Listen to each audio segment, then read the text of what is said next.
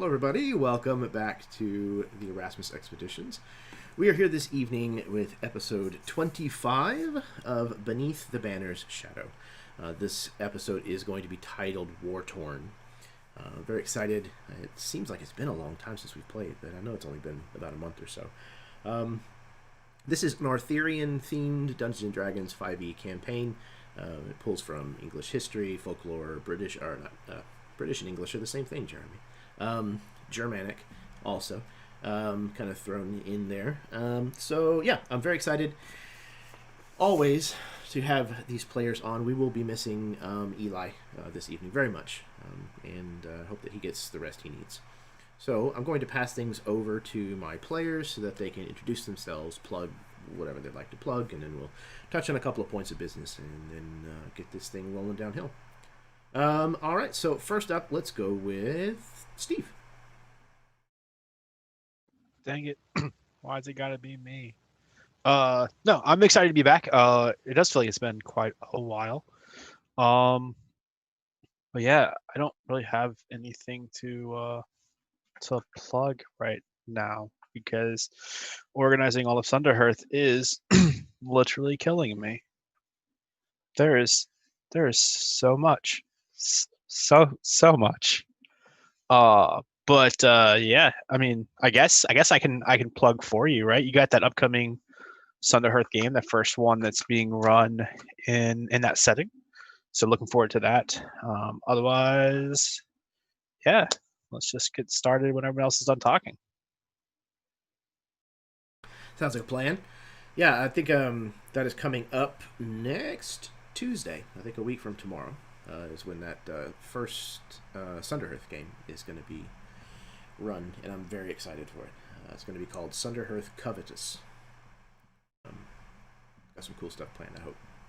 All right, so next up we have Josh. I didn't almost call you Eddard this time. Well, I mean, it wouldn't be wrong, seeing as tonight I will be reprising my role as Eddard Bainton Pendrake. Shut up, Dane. Yeah, Daintered Pendrake. Nah, but my name is Josh. Tonight I'm going to be playing Eddard again, of course. Not too much to plug other than my music. You can find me on pretty much all major socials, Twitter, Facebook, Instagram, all major streaming platforms, Spotify, Apple Music, SoundCloud, all that stuff. Lovers, X, Elite, no spaces. I believe Jeremy put my Twitch in the description. You can find me there sometimes live streaming, making music. Other than that, not too much. Glad to be back here with you. Miss you, Eli. Love you very much. Can't wait to get this show on the road. Fantastic. And yes, I think I did add that to the description of the video. Hopefully, if not, somebody please call me on it, and I will correct that. Anybody who does mention a channel, by the way, you should be able to find the link to it down below. That stuff should be there. It's been there for a while. Do absolutely go check these people out. They're all fantastic people who I love very, very much, and I'm excited to have as a part of this game. Very creative individuals. Speaking of creative individuals, Karen, you're up. How is that a segue? You're failing, dude. I'm Karen. I am the probably I don't know. We have a channel called Myth and Gears. It's got stuff on it. You should check it out. It's mostly spacey stuff, and that's kind of what I like. And tonight I get to play Ariana Shell. So yay. We're going to Angor, so yay. We'll pass that on. She sounds so excited. Probably a lot like her character. Last but certainly not least, who is not her character, Baron.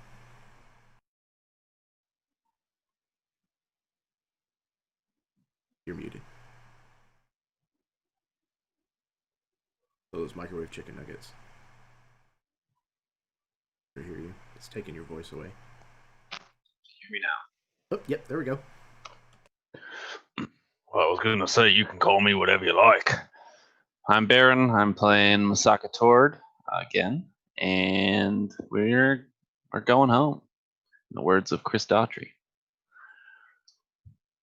I don't really have anything to plug at the moment. I'm busy most of the time, but I make time to play a real cool game with some of my good friends. So thanks for having me. Happy to be here. And I hope you guys are all really interested in Mongolian horse culture, because I did a lot of learning. So I am very excited. Last but not least, I want to thank the artist that you see the shields designed by. God, that was an awkwardly structured sentence.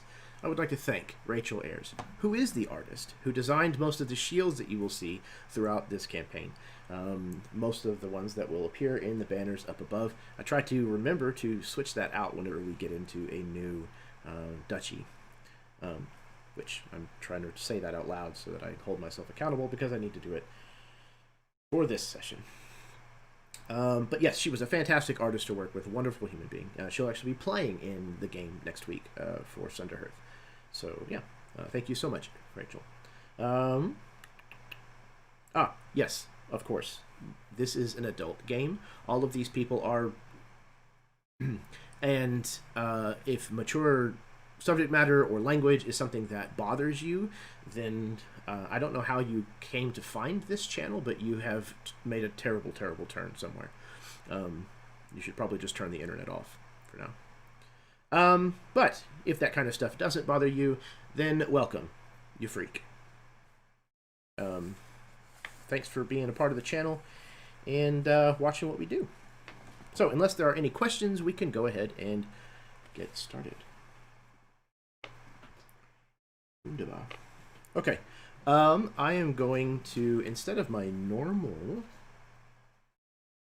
lead-in this evening, I'm going to quote from a song called The Beauty of Dawn by Maluka, I believe is how you say that.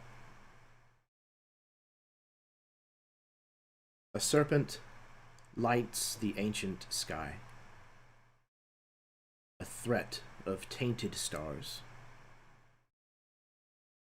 Evil stirs, and in its wake, the souls of mortals sway.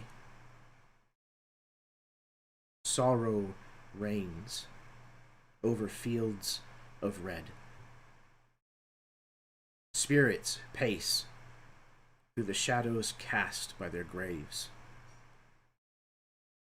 These are days and nights of venom and blood. Heroes will rise as the anchors fall.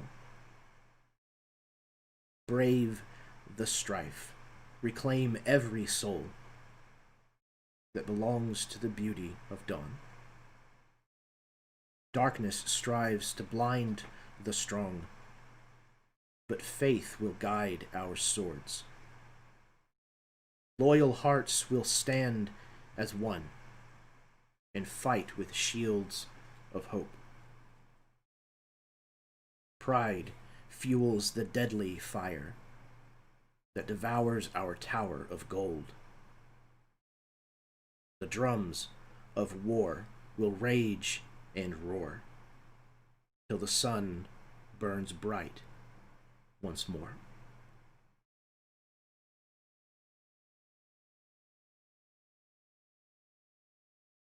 We find the group of you still in the town of Wallenbrant,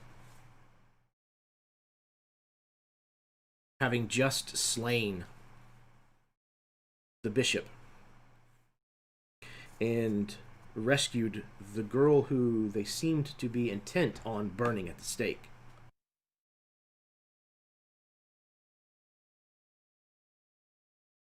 You scattered the townsfolk through intimidation and fear, but it seems as though they are starting to rebolster this mob mentality.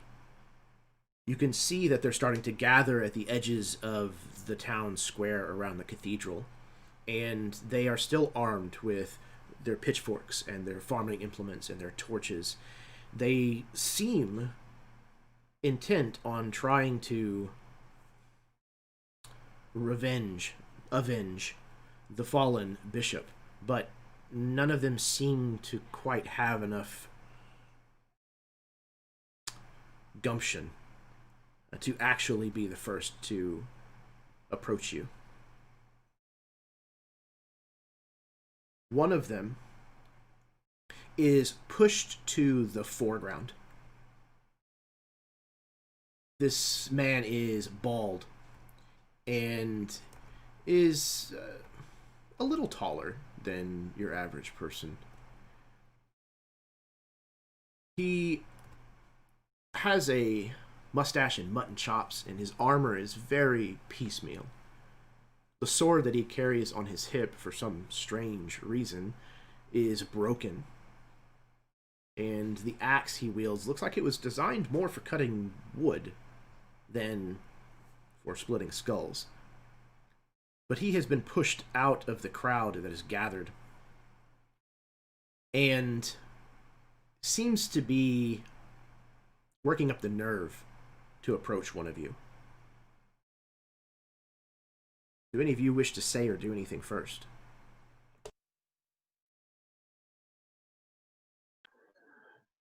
Where exactly are we? You guys are still in the market square that surrounded the platform where this execution was going to take place, or where this other execution did take place. Do we want to stick around?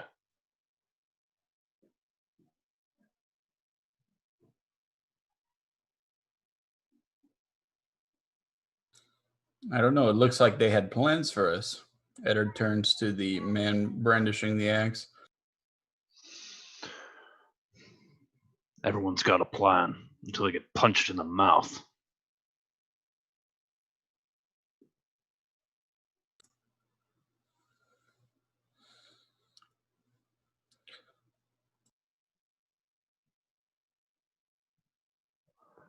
I'm not trying to stick around, I guess, is all I'm saying. No, we have bigger fish, as they say.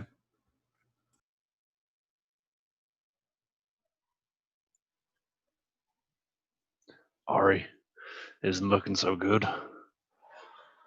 I certainly feel like shit.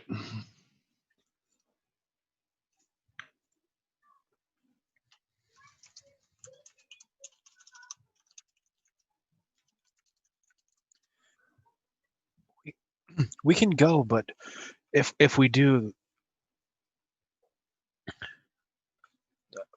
part of me wants to know what happened here.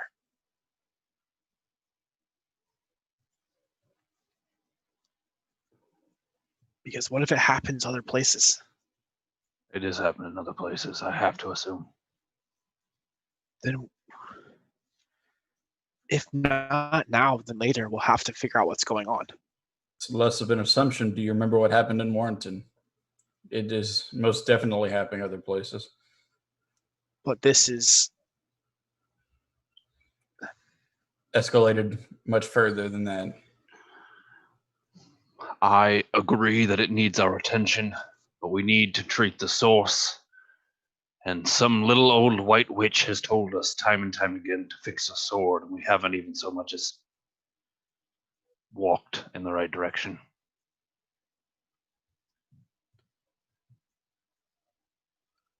Perhaps the sword.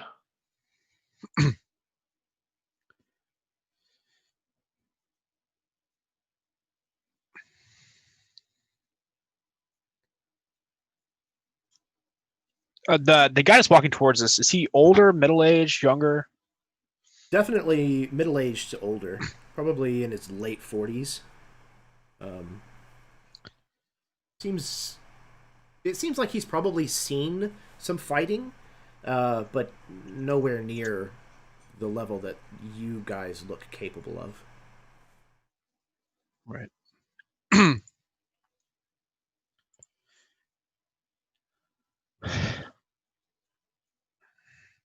right, I'm gonna walk towards him.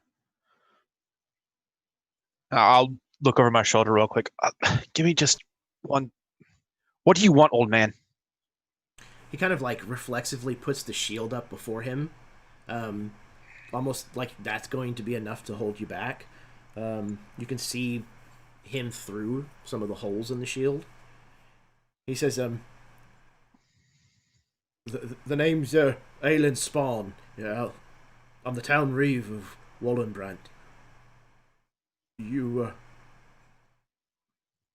I'm afraid I'm going to have to place you all under arrest for the murder of Bishop Holshurst.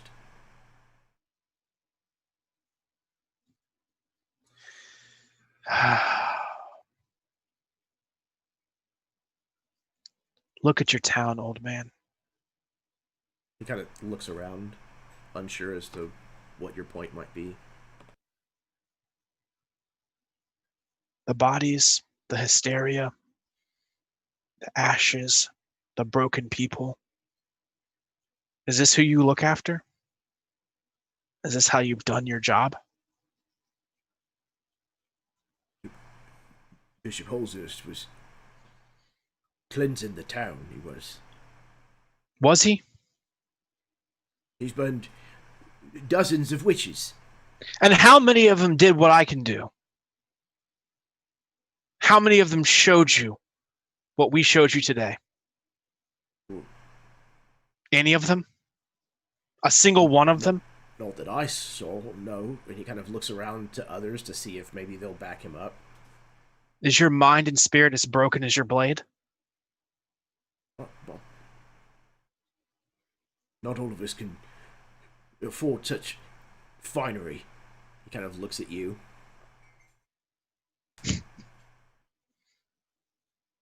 And not all of us can afford to make the assumptions and mistakes.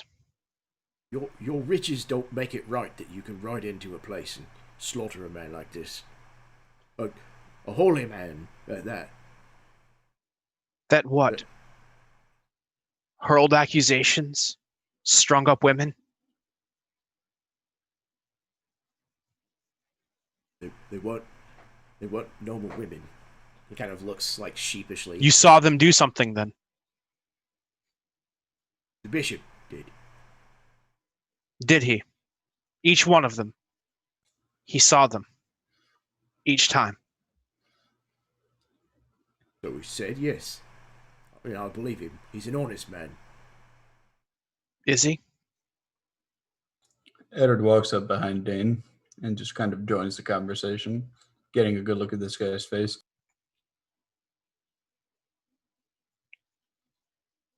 I've seen honest men like your bishop. I've been beat by honest men like your bishop.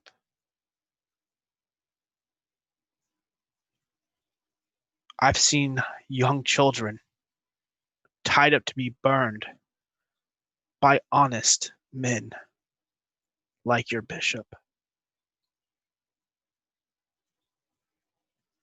And for what?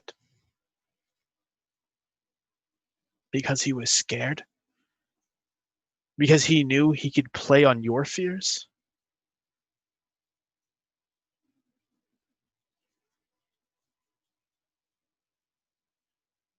If such powerful witches lived here, why didn't they do what we did?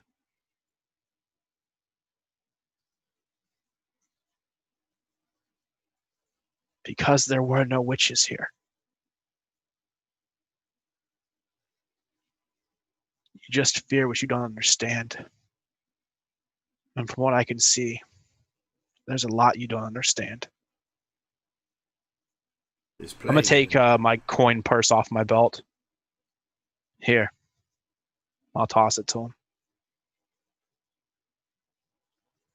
There's plague in the north. And war to the east. They even say there's war fought to the west as well. So why wait for one of those to destroy you when you can do it yourself? sounds an awful lot like the work of witches to me. It sounds an awful lot like the work of men who are clamorous and need more land and more titles. It sounds like the whisperings and whinings of drunken old men who fawn for glory in the days when they didn't have to walk around with broken swords in a broken village. That's what it sounds like.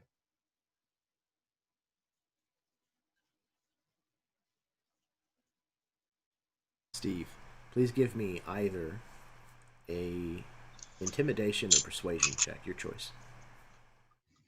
I'm good at neither of those. I'll give you an inspiration die. I'm with you. Whatever you decide to do, I'll play into. Excellent. It's a D8. It's going to have to be persuasion. Oh, it'll be terrible. It'll be a total of 20. Yeah.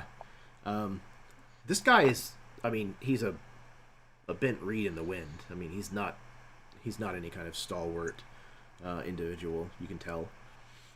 More than likely has not been for some time in his life, if ever.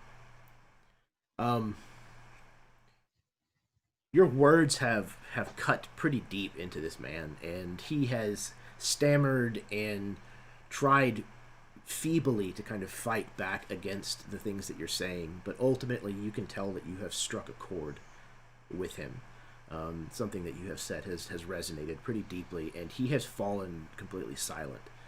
And there's a lot of murmuring coming from the crowd of townsfolk who seem like they're trying to say something, but they're very weak, broken people. They have been intimidated and taken advantage of for quite some time, it seems. They're very cowed at this point.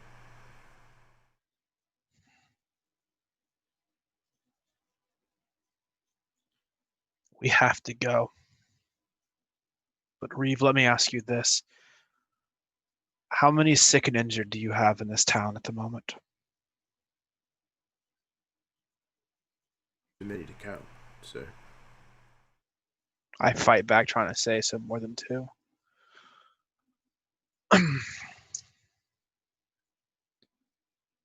You have 20 minutes.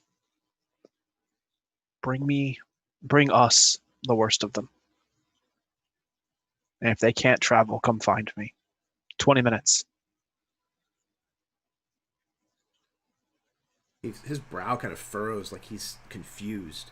Like, in his eyes, the 5 of you are nothing more than murderers. You literally rode in and slashed someone down. So to now feel this, to him, what seems like an adverse reaction, this charity that is now being given, it takes him a moment to wrestle with exactly what you're asking for.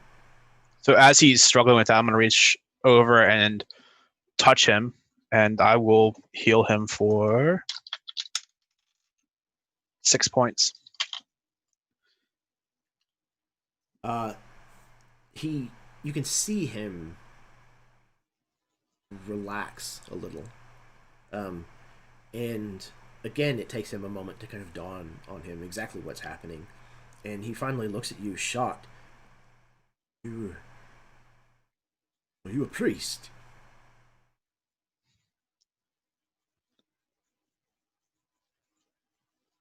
No. There's several gasps from the townsfolk.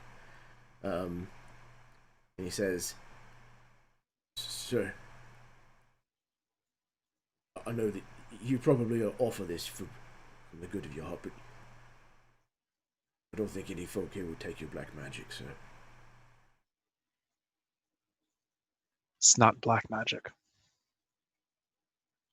Healing must be done by the church, sir. The virtuous divinity are the only ones that have the right to do so. It's the law. So it's the law that they must die?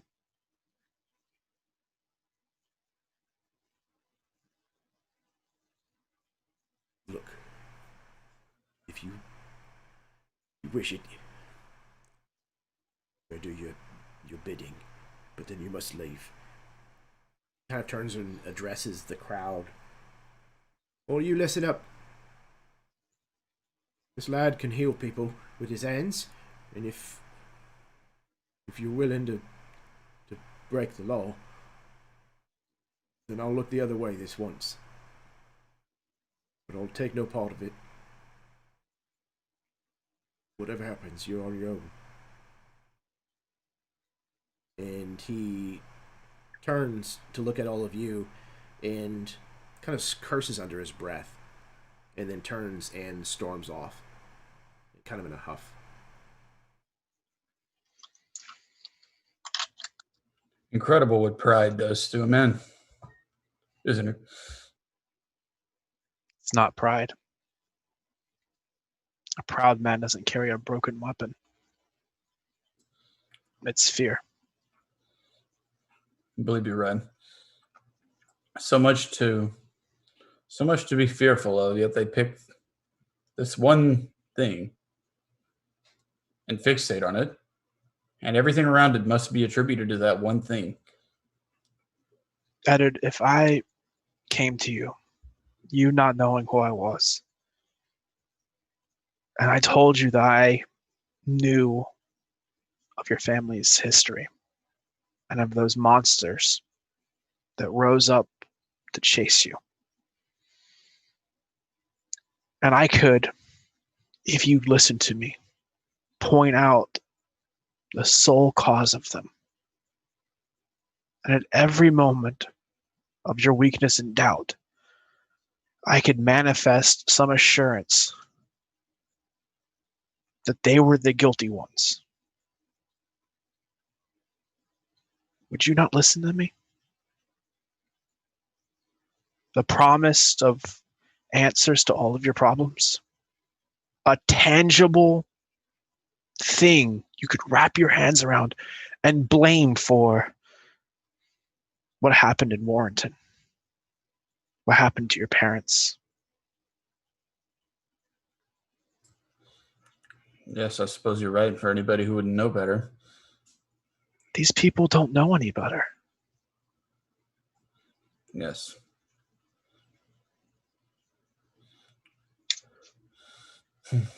So many people.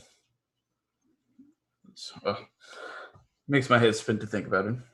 We should do your bidding and we'll be off. I can help. I can't cast any healing magic, of course, but I can assist with Fairthade. I should be able to. I'll be tired, but I'll be okay. And I know we have to go. That's why I told them 20 minutes. If they're too afraid or too proud, I could stand here and speak for days and they wouldn't listen. But someone here will. Because when you really need something, Give anything. and I sort of look to Sir John. He's sort of thinking back to the White Witch and healing his father. Eddard yells out to the crowd. All right, you lot, 20 minutes. You heard the man. Several of them begin to disperse. There's a few that seem like they're kind of... I hesitate to use the word martial, but they look to be the more remaining alpha males of the town that are kind of congregating together, trying to work up the courage to say something or try to do something. It doesn't seem like it's going to amount to much, however. Most of their vigor seems to have left some time ago. And at first, nobody really comes forward. But eventually, there's a young woman who, she can't be more than 20, who kind of fights off somewhat some of the other townsfolk that are trying to not quite hold her back, but try to cause her to reconsider. but she kind of pushes them off of her and finally storms forward towards you, Dane. And she has a sick child, a young baby, who she is desperate to try to save. So she seems to be willing. And if you do extend the help, then there will be probably, I would say, less than a dozen others who maybe a little more hesitantly do come forward and accept your help after they've seen it in practice. Okay. Yeah, I will. I mean, for the full 20 minutes, perhaps stretched into 30. Between my healing light and actual spells, I'll heal whoever I can. And a lot of these people don't have, like open wounds and things like that. It's mainly just malnourishment or neglect. That's kind of what seems to be the largest issues. And sickness, disease, that kind of thing. But the healing certainly seems to alleviate at least a lot of their discomfort and pain for the time being. You know that without something changing in the town, it's likely that they'll come back to that state within a matter of days. But at least for now, you've given them the nourishment and health to help them rebound a bit. And they thank you for it, even if it's under their breath.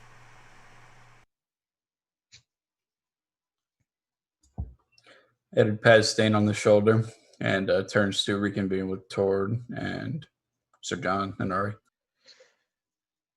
So I know Eddard had looked around for magic when we were in the church, right? With where it looked like the fire had been on the inside. I think that was in the last settlement before we Was got that here. Okay? Barnett. I couldn't remember. Yeah, I couldn't remember. Yeah, it was all these corpses. burned villages. Yeah, so many. They start to blend together. All right. Yeah. So I mean, I'll do what I can, and then go rejoin everybody.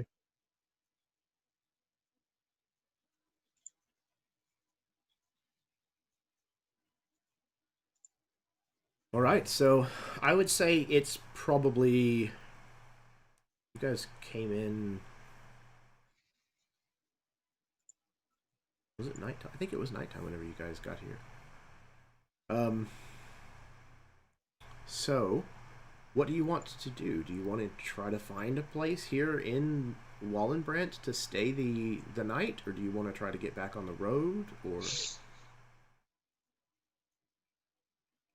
I think Dane would leave that to Tord, as much as possible, and I'm sure John would actually, in this case, defer to Tord as well. He will be at least tonight. Mm-hmm. Yeah, Eddard ups to get back on the road, at least for a little while. Just get away from this place. I do not want to stay here.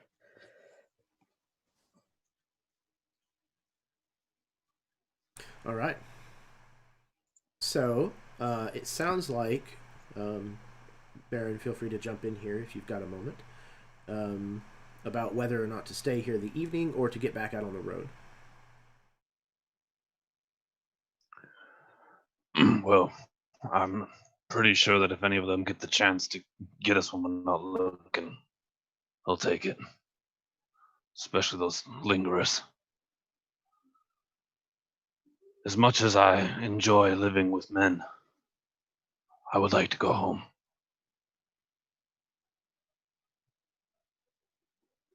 How many days travel, Tord? We're not far. We won't make it today, or tonight rather, but soon. I say we ride.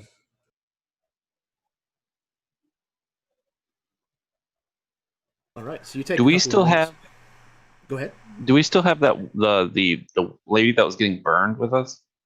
Yes. I sent her off. She took my horse Oh, back right. to That's right. Ravenfield. back to Ravenfield. Yeah. So no, she is not with you. Yeah, and so I'm gonna retract that last statement. Y'all should ride, and I will walk because I have no horse. Added Angorian steeds are more than capable of carrying two. Very well. I lower a hand to pull you up. Yeah, he gives you that nice like forearm clasp, like all the way down. Oh yeah, it's powerful. Yours is a bit more powerful, but you pull him up, no problem. He's like 150 pounds soaking wet.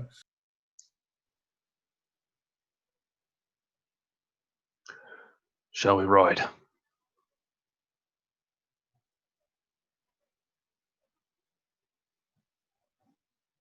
I believe so. So the rest of you, eh?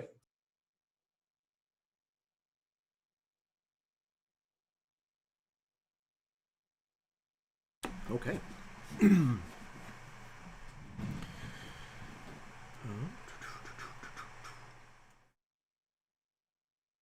Let's see. Yes. So, you head out from Wallenbrandt without too much further issue. Nobody else seems to really take the initiative to get in your way and stop you or slow you down. And after you've taken a moment to kind of water your horses and, check all the straps on your stirrups and your saddles and maybe even grab a bite to eat or something, you're back on the road and headed further east. So, the foothills of the Bent Bow Line mountain range kind of cut down from the north between Blackbridge and Chenin. And it has protected most of those living west of the ridge from the invasion thus far. East of the line, however, has been decimated and ravaged. More than once, you come across areas of just shambles. I mean, where the bricks are barely left standing together, and it's not burned out the way that some of these villages that you've seen recently have been, but it's almost as if they've been dismantled, at least somewhat. You see signs of siege warfare, and there's not really much that's left alive. The forest here has started to thin a little bit, and many of the hills are laid bare. Entire fields and villages are left with nothing but char and ash and ruined, crumbling stone. And you have found Angorian bodies violently slain or mangled that have been left to rot in the autumn sun. There's carrion beasts and birds and insects buzzing all about this place, and they seem to be the only things that you disturb as you ride through what once was the Angor Shire.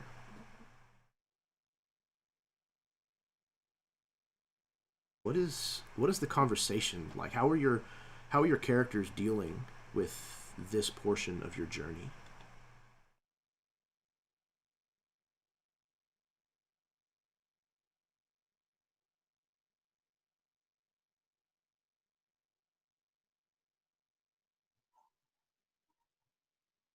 Cultural heritage. Burned. Dismantled. Do you know what it's like coming from fields with nothing but horses and tents to start building construction and they tear it apart? We've come so far to watch it wither away in the hands of barbarians.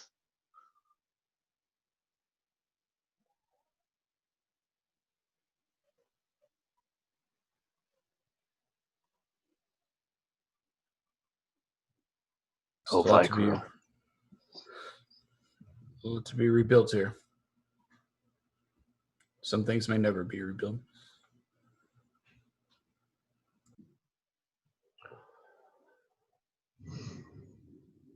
These are wounds. Jagged. Festering.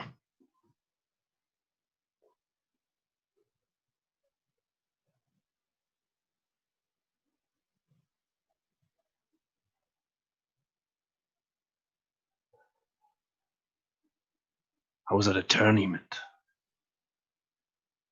Not but a few days ago. People laughing. Drinking. Enjoying life.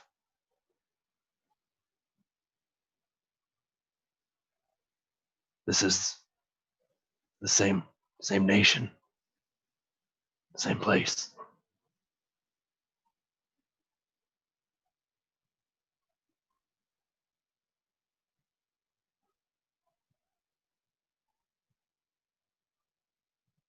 No, it's hard to believe.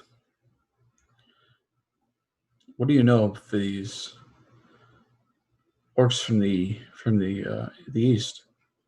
What of their people?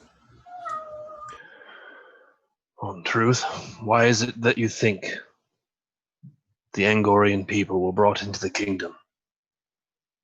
We're effective. Mounted cavalry. Horses from the east.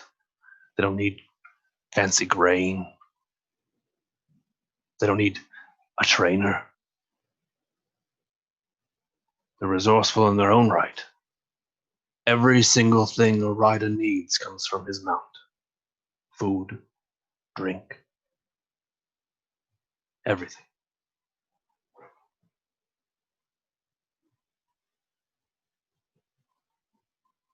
They're effective.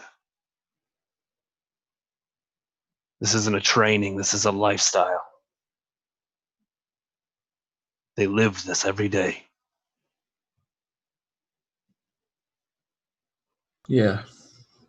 It's this way or starve to death. Die. Oh, among other things. Yeah. It's strange. You think about the cultures of northern Vykaril, western Vykaril. They don't share anything in common with this lifestyle. They don't need to. The war's over.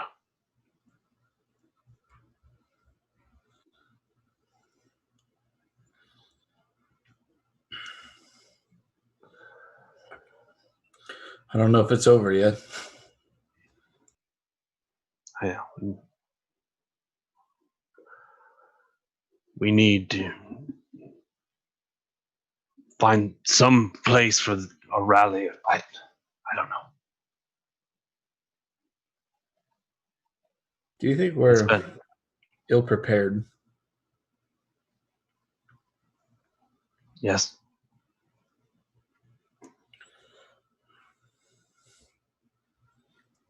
Was that the last stop before Shannon? I believe so. So we're essentially going into this with what hands we have and nothing more. Forgive me if this is rude, but isn't that what we always do?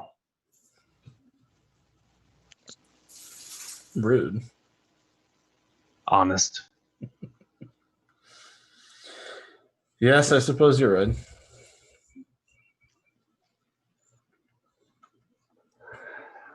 But perhaps it's not as bad as we think. Perhaps it's only one way to find out, eh? How far are we, do you think? Just about that moment, there's a grouping of these carrion birds from the other side of this battlefield that you are now crossing. This flock, if you will, of these carrion birds, all of a sudden light all together, taking to wing into the sky, almost as if something has disturbed them. You are much too far to have been the cause. Birds do that in the woods. It's generally a bear.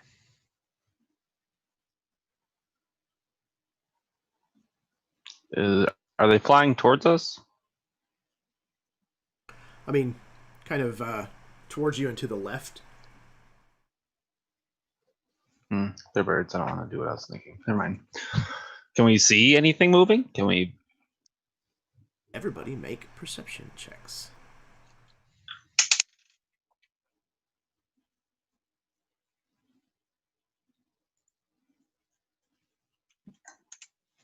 Do you want them in the chat?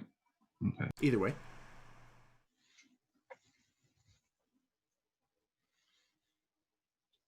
Okay. So everyone but Eddard notices an individual that stands up from kind of there's a again this battlefield. It's littered with bodies and broken carts and horse corpses and all kinds of things that stretch out between you and where you see this individual. But all of a sudden, this individual kind of like pops up, and you can see like a small knife in their hand, and they seem to be hooded and have a quiver on their back. They very much have kind of the look of more of a hunter or a woodsman about them. Would you say like Angorian huntsman or something more Thinner barbaric than in Angorian. nature? Thinner than Angorian. Okay. Is there? Never mind.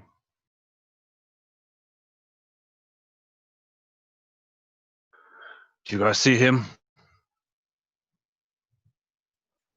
Yeah, as soon as you say that, you can see that Arius almost immediately, as soon as she saw the figure, reached for her shirt bow and has it trained on the figure. Dane's probably a split second behind Ari with that, not for lack of not having seen it. He's just not as good with the bow as she is, so it takes a bit longer for him to get it up. Ari, I'm gonna do you a favor, and I'm gonna put myself right in line with where you want to shoot. But we need to speak to him, and I'm gonna go do that. So if something happens, kill me. Or we could kill the other guy. I was kidding. Don't actually fucking kill me. Jesus Christ.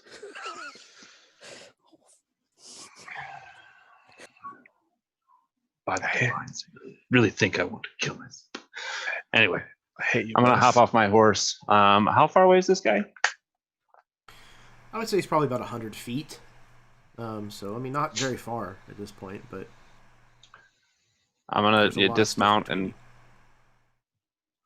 make your way there. begin traversing, Okay. not gonna go like with you. rushed. Okay. Toward an Eddard to go. Unless you don't want me to. You're your own man.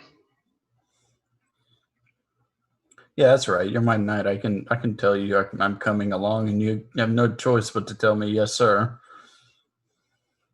Don't ever speak to me that way. He laughs. He follows you. I'm gonna shout to this guy. Hello. He kind of starts in your direction, and you realize that he's had his back to you guys this entire time. As he turns, you can see the knife in his hand kind of just gets thrown down into the muck, and he reaches up and pulls his bow off and knocks an arrow. He doesn't level his bow in your direction yet, but he has knocked the arrow and has it somewhat kind of taut against the bow itself. And he looks in your direction. It doesn't say or do anything just yet.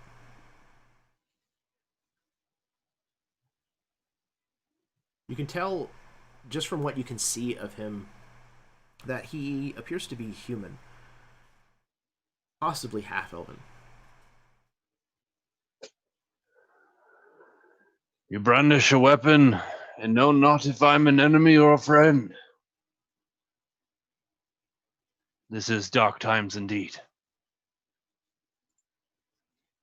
No offense meant, but the orcs around these parts are not exactly friendly. None taken, and that brings me great sadness to say.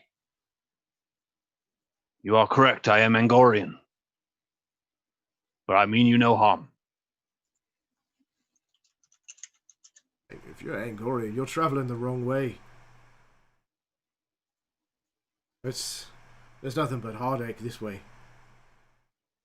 Destruction. The only thing that still stands is Shenin. I don't think that's going to be for much longer. Then it is Shannon I must go.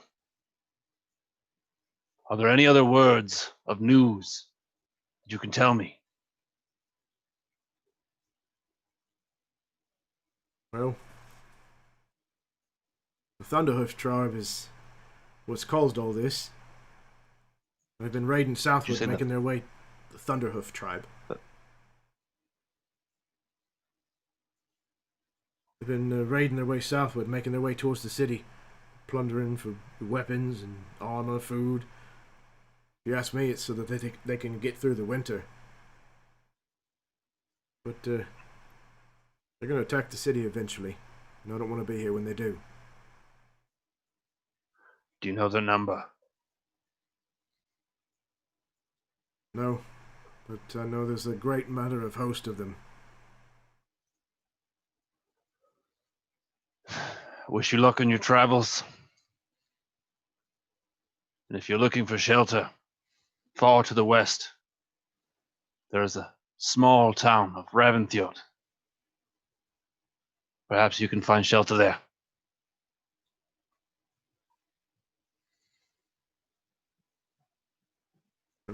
Maybe I'll look for it. I've just made a kill if you and yours are hungry. Your generosity is very kind. We have not eaten. Myself. We will join you, if you do not mind.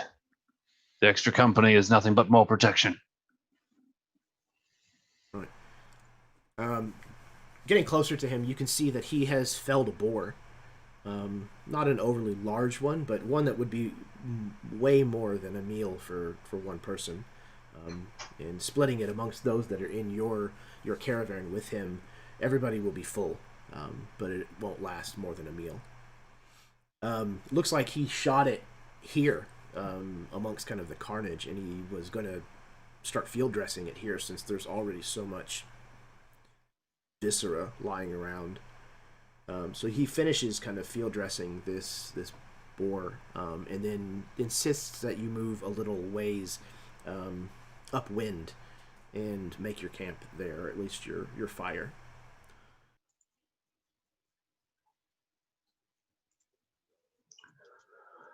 My good hunter, I have yet to make your name.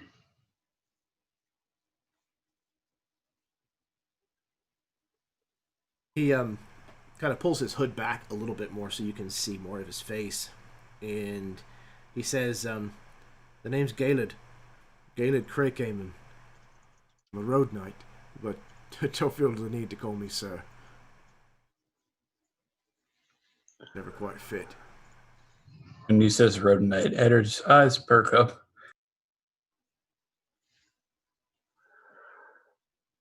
It'll Road take knight. some getting used. Oh, go ahead. Oh, pardon me. Road knight, you say? That's what they tell me. I don't think we've had the pleasure of an introduction. The name is Edward Bainson Pendrake. It's a Lord. pleasure. Oh. He won't ever let me forget that. You're I have to be called sir. So you're an actual lord, then. That's what they call me. He kind of smirks at the ranger. And this here is my right-hand man, Sir Tord. As well as our other companions, Orion, Shiel, and Dane. Sir Dane. Travel with fine company.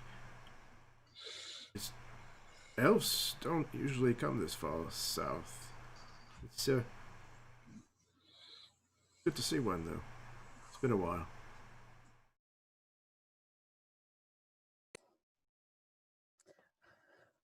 Ari just nods, and when Tord calls her Ariana Shiel, she just says, "It's just Ariana," and then falls silent again. There's an inquisitive look from Tord. There's a "don't go there" look from Dane. There's a, does this have to do with the owl poop thing to Dane? There's a nod of recognition.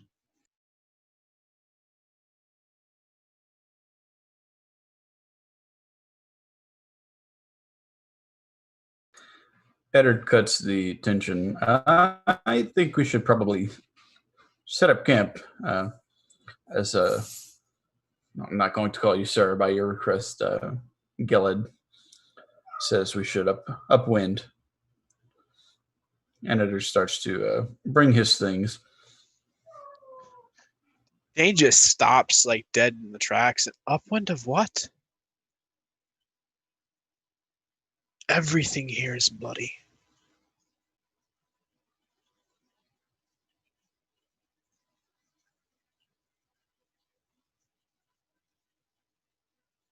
Haven't you heard, Dane? Evil spirits and ravenous creatures haunt the battlefield. I look around again. It's Tord. It's all a battlefield.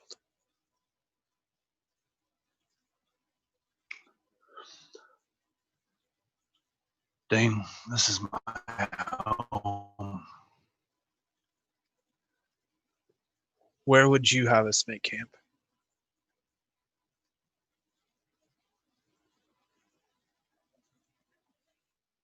I'm going to follow Gilad.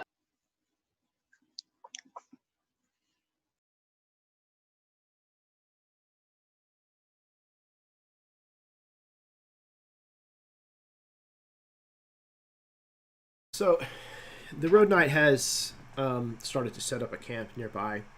A small rise of land that kind of looks out over the majority of this battlefield.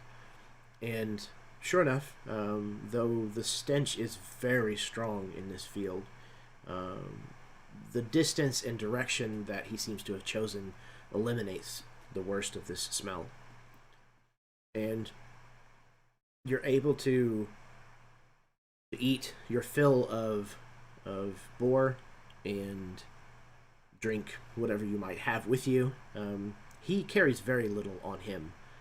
He travels very light, as many road knights do. But him even more so because he doesn't seem to have a mount or steed of any kind. It seems like he travels on foot.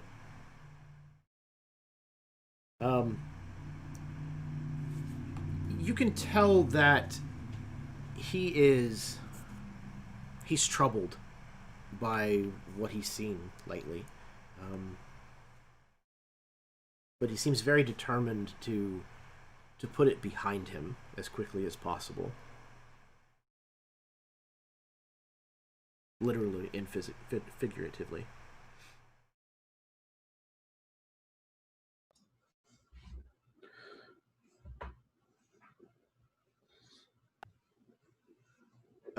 During the course of the evening, he'll actually kind of just in casual conversation ask amongst the group, probably more directed in towards direction. He'll ask, do you think this Thunder tribe, do you think they'll attack before winter comes, or do you think they'll wait for spring?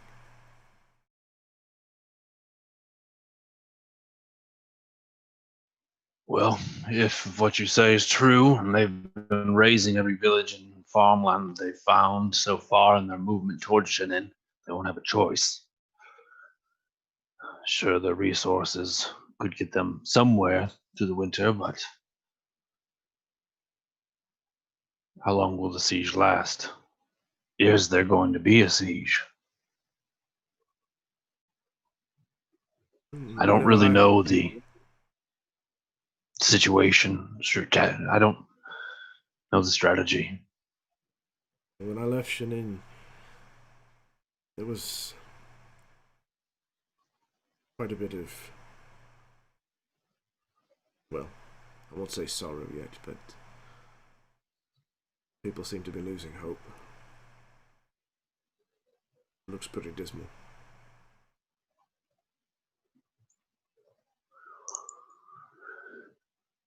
What is the state of the Duchess? The Duchess seems resolute, as always. It's a strong woman. If anybody can get her people through it, it's Sketha. It's relieving, if anything. Though her stubbornness may be the death of her. The stubbornness is probably the only reason that Shenin hasn't fallen yet.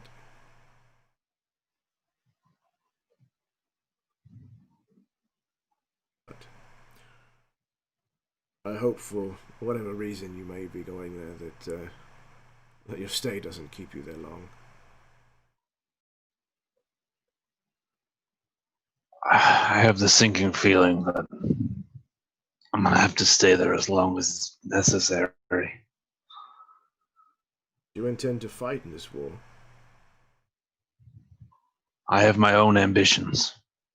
And unfortunately, whatever stands in between me and them will have to come to a conclusion. For I don't plan on stopping. The rest of you, do you share your knight friends' convictions?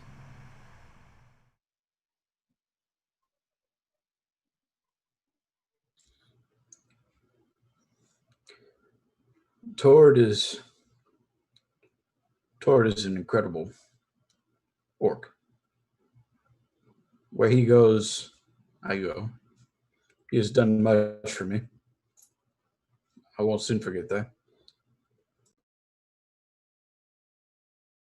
Make an unusual lord, sir. I've not met one like you before who seems to, well, if you don't mind me saying, sir, but you seem to take your cues from one of your own knights. I believe everybody has some knowledge to give. I'm just not ashamed to look and to ask. I don't like to pretend that I know it all because I don't. I know there's much knowledge out there to be gained, especially from somebody as wise as Tord. And that one over there, he nods his head at Dane. Very wise. So I don't think it would be very wise of me to not inquire with them. Well, there ain't many barons who are willing to get down on their knees in the mud and the shit with the rest of us. But it seems like you are, and I do have to say that garners a bit of respect from me. Well, thank you, Gilad. I appreciate that.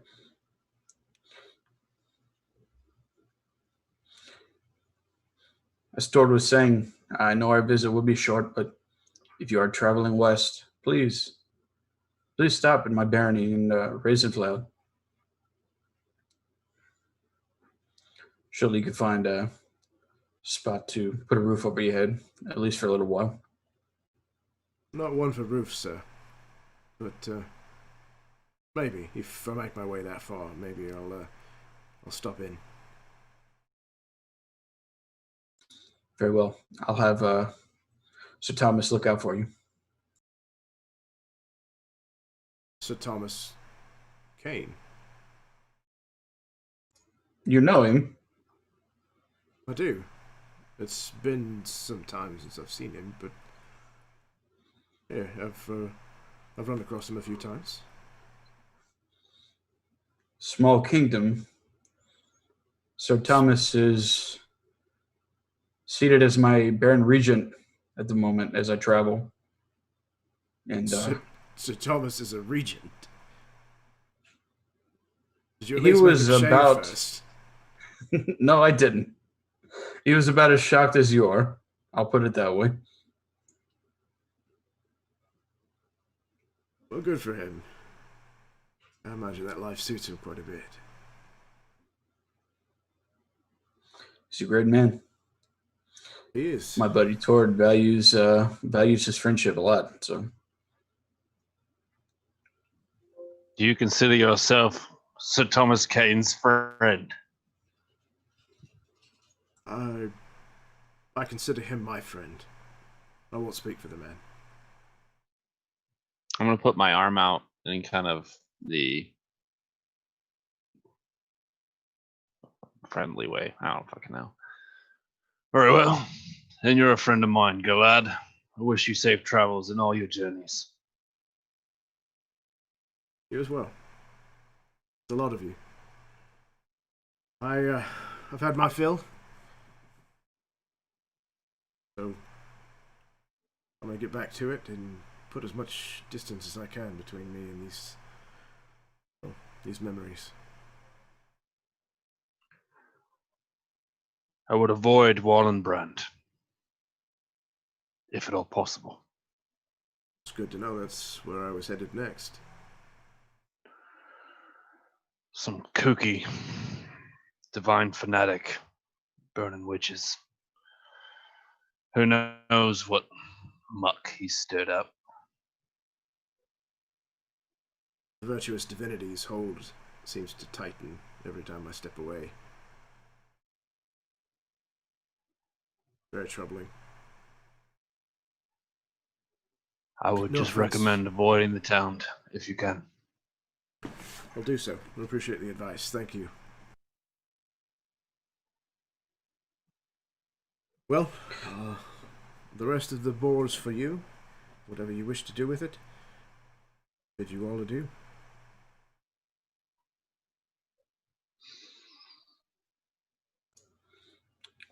much appreciated, Gillette. Adieu, my lord. And he kind of gives you this kind of over-exaggerated bow. Yeah, Eddard kind of reciprocates with like an over-exaggerated salute or something. And as he's walking, if anybody has anything to say to him or whatever, that's fine. I just want to catch him on the outskirts. Just me and him.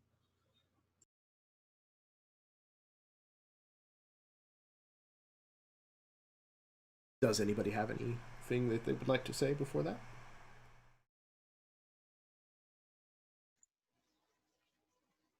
I do not. Then proceed, please, sir. Okay. So Eddard would kind of follow him just a short ways out of the camp, just to where he's. I mean, if he's talking to him, he's not within earshot of everybody. Sure. And he calls him, Glad. Aye? I know you said it's not like you to keep a roof over your head or anything, but please, if you ever would consider serving another banner, I'd be glad to have you.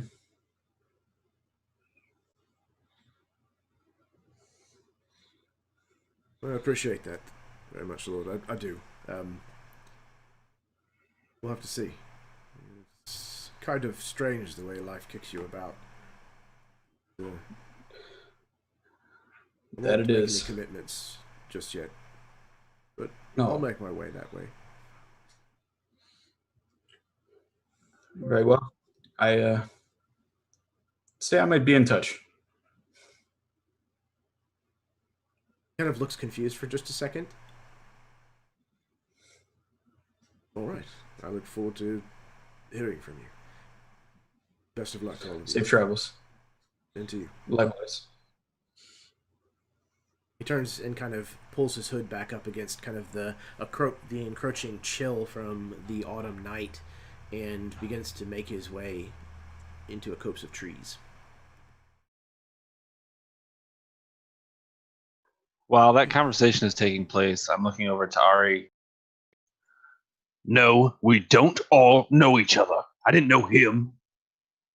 Just because he knew Thomas and I know Thomas doesn't mean we all know each other. That's a generalization, and I don't like it. Well, it's almost like there's just the three of you. I mean, we've seen somebody else and they're like, it's a big happy family. But hey, whatever. There's more than that. Well, to be fair, every single elf that we've met, you knew, and I wasn't like, oh, do you all know each other? Well, I didn't know him. Well, to be fair, I didn't either. Well, there you go. But speaking of knowing things, what do you know of this Thunderhoof tribe? Jeremy, what do I know of the Thunderhoof tribe? You've never Is heard this of an them before. enigma? Yeah. You've never heard that name before. Ari, I'm not real good with numbers, but I can give you a quick breakdown here. I left my home about 7 years ago. When I left, I had never heard of a Thunderhoof tribe. Which means in the last 7 years' time, perhaps maybe that was just due to my own ignorance, don't say a fucking word. But that means that some charismatic leader has rallied the tribes of the East and what they would call a Thunderhoof. I don't know. I'm ignorant. I understand. This, at least. There was no mention before. Was there tribes before while you were there? We don't exactly ask them their tribe name when they come to attack our villages. We kill them. We exterminate the bandits from our lands. This isn't... It's a barony nonetheless. So this is new. That's disturbing if they've got such numbers already in, what you say, 7 years. I mean, that's pretty impressive even for you. Be very careful with what you say. Short-lived folk is what she says as you were saying that. It's not about the length of your life, it's how you live it. We may disagree on that one, but still 7 years, that seems a very short time. Unless he was greatly exaggerating the numbers they've got. But from what we've seen around here from this devastation. The Eastern tribes are not a complicated system of governance. They have tribe leaders based in strength or wisdom or shaman experience. All it would take is some powerful leader to come through and kill them all, and he's got a horde at his back. I'd say it's not completely unheard of. What's unheard of is the fact that there is no mention of this in the capital.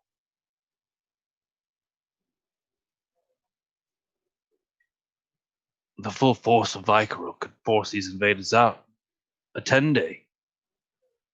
It could, but you and I know that if it doesn't affect Vykaril itself, they're not going to amass together. They fight amongst themselves, these humans. No offense, Dave.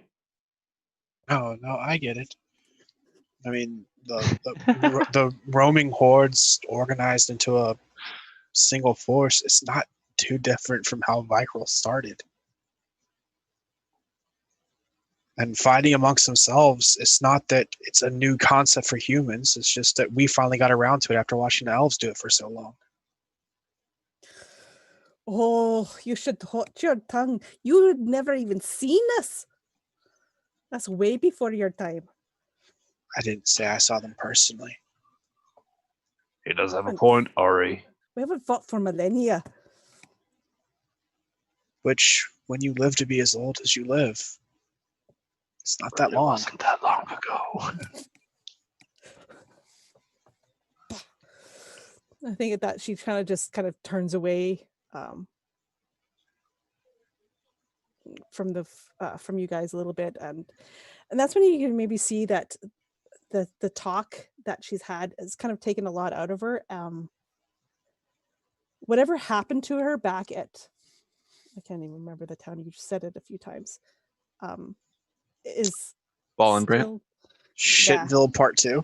Shipville Part 2, has really affected her, and she's trying very hard not to show that, even though that you've healed her, Dane, that she is still suffering from a lot of pain.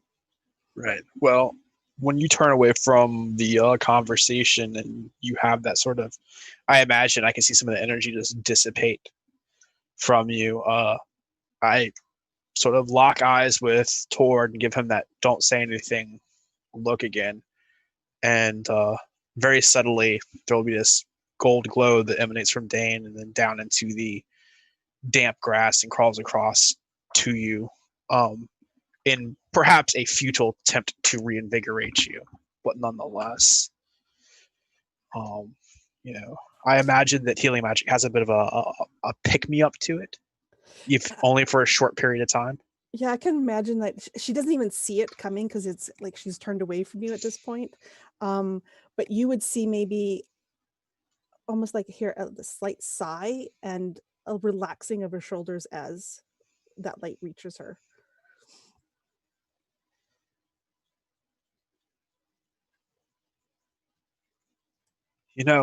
Toward in the fairy tales, knights would have ridden out of Vykaril and come to aid your people.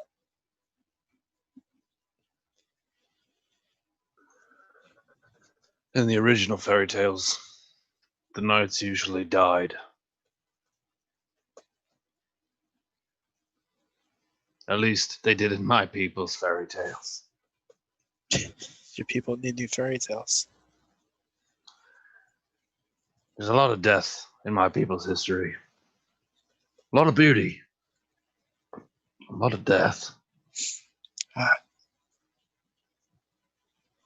Suppose it's a lot like a rainstorm or a fire. Right? They're both intense and beautiful, but short-lived. There's a passion to it. So what do we do? We recoup. Give Ari a chance to get a breath. I assume it's Ari is out of earshot, perhaps? I don't know. I was just gonna say, I can still hear you. No. Well, are you tired or not? If you're not tired, we'll keep going. You've seemed eerily drained. Yeah, you can see that she really wants to say that she's fine. And she's about to say, "Oh, I'm fine," but then she's like, "No, I could use the rest." Does she look sick or anything like that? Not outwardly, no. I'm trying to. Is there a mechanical thing that is causing you to be like enfeebled, or is this an RP thing? I was almost killed outright by one hit. But, I'll do it. yeah, mechanically. But hit points And before that, she was socially almost killed one hit. It's been a 1-2 punch. Boom, boom. Yeah, no. She outwardly looks kind of fine, but I guess you've known her long enough that you can tell just from looking at her in her eyes that she's not fine. We're gonna rest for the evening. I feel like this is a good enough camp of any.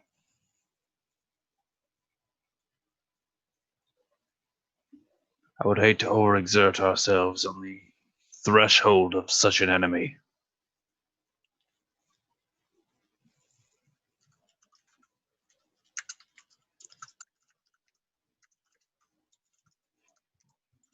Well, it's been pleasant chatting with you about this and watching you eat boar. But I'm going to go turn in now. Very well.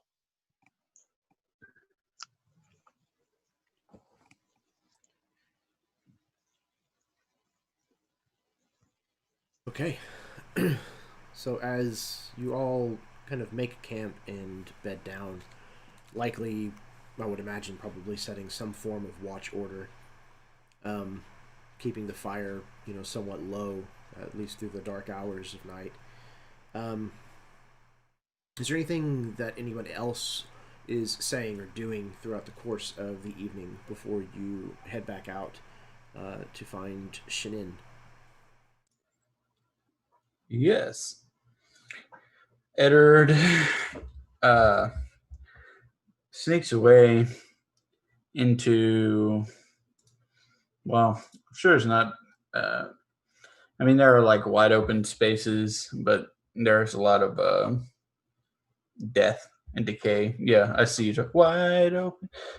No, so like Eddard will kind of try to clear himself like a 5 foot by 5 foot area in the ground, just kind of moving. No, Steve, just moving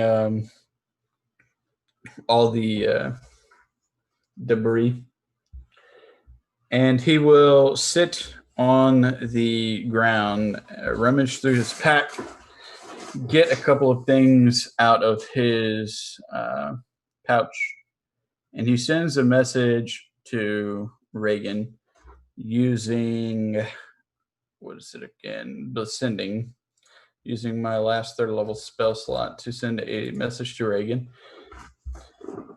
What he says is,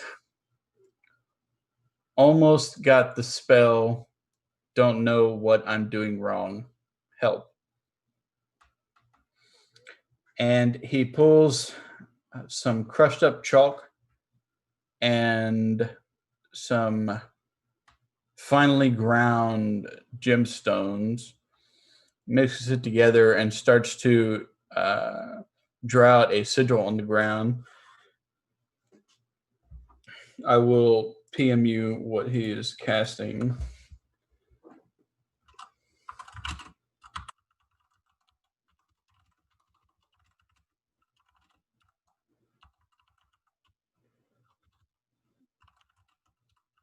Shivering with anticipation. Anticipation. Ooh, okay. Is that one that you've gotten from leveling? I just picked that up from this most recent level, so I think it makes sense now that things are finally starting to come together. Okay, let me see. I think there's something about that. Double check something. Sure. Now I'm the one quivering in anticipation. So much quivering. Yeah. And just for everybody else, this is not like an irregular occurrence. Eddard has been going out of his tent like nightly, drawing shit on the stone, drawing shit on the grass, just drawing all kinds of sigils. And it kind of just looks like a big art project because it hasn't done anything yet. Excellent. Okay. Is there any particular combination of sigils that you are using as a part of this casting? Oh man, I'm not prepared. I don't think that he's trying to. I'm not trying to cast it right now. I'm just trying to. Okay, gotcha. It's just a role play Sure, thing. I'm just trying to get the last thing. He can't figure out this last thing. He's like 99% of the way sure he knows how to cast the spell. Maybe that's what's missing then. Is maybe that he messages Drake and he's like, help. Yeah, absolutely. And so that's what she'll send back to you. She tells you that you need a specific combination of sigils in order to complete it. That has to be a part of the casting of this spell. Okay, perfect. I will do some research. Yeah, that's all he has.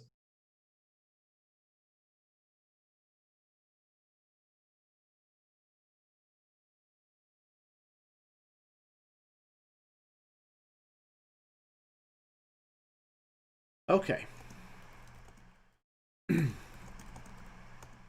So you finish resting through the evening, and the rest of the night passes uneventfully. Though the scenery is not exactly comforting or reassuring in any way, at least it's quiet here, and there doesn't seem to be any imminent danger around you. So all of you are able to get very good rest here. You wake up the next morning and set back out onto the road, or what's left of it at least. You find much the same as you continue eastward. Um, maybe even worse in a few places as you get closer and closer to where you know the fighting is probably truly taking place. And at one point, you are just crossing over the remains of a stone bridge that ford a stream, kind of in the middle of a small village. What is left of it, essentially. And you stop hearing the buzzing of insects and the flap of carrion birds' wings. It grows very, very still.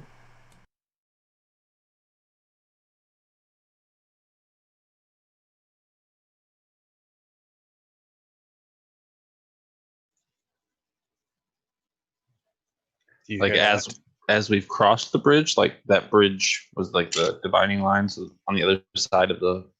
Yeah, it's at some point after the rest of you, after the last of you has crossed over this bridge, that you kind of take notice that that's the case.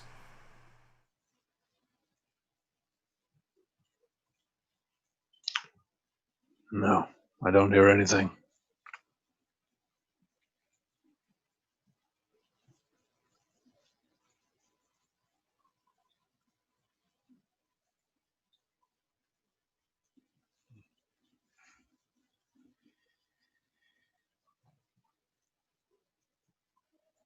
I think we're getting close. All of you, if you would please, roll perception for me again.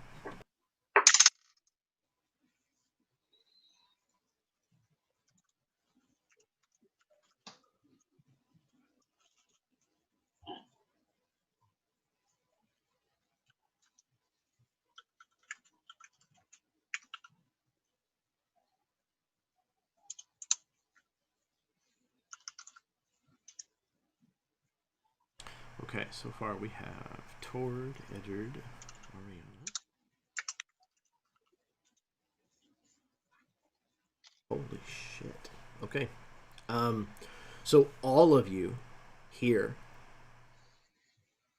the sound of small stones kind of being moved against a stone surface, as if like broken pieces of stone were moved along a stone surface ahead of you, some ways. And then Dane and Eddard, both of you notice there are shapes moving amongst the remaining rubble-ish walls of this city, this town that you're kind of passing through.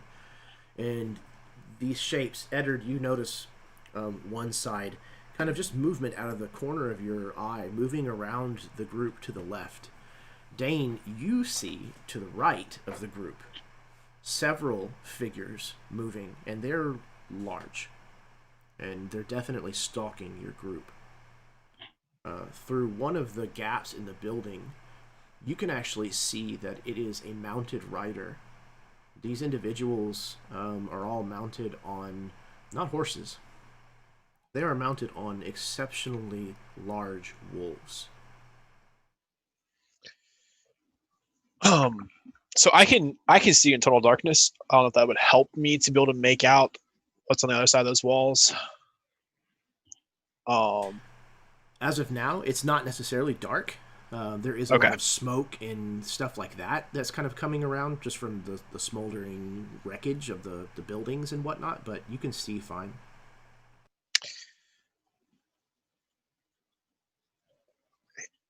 Tord, do you remember? You remember that story I was telling you? The one about the carousel that had the horses all around. I think so. All the riders and how the children thought that they couldn't be seen.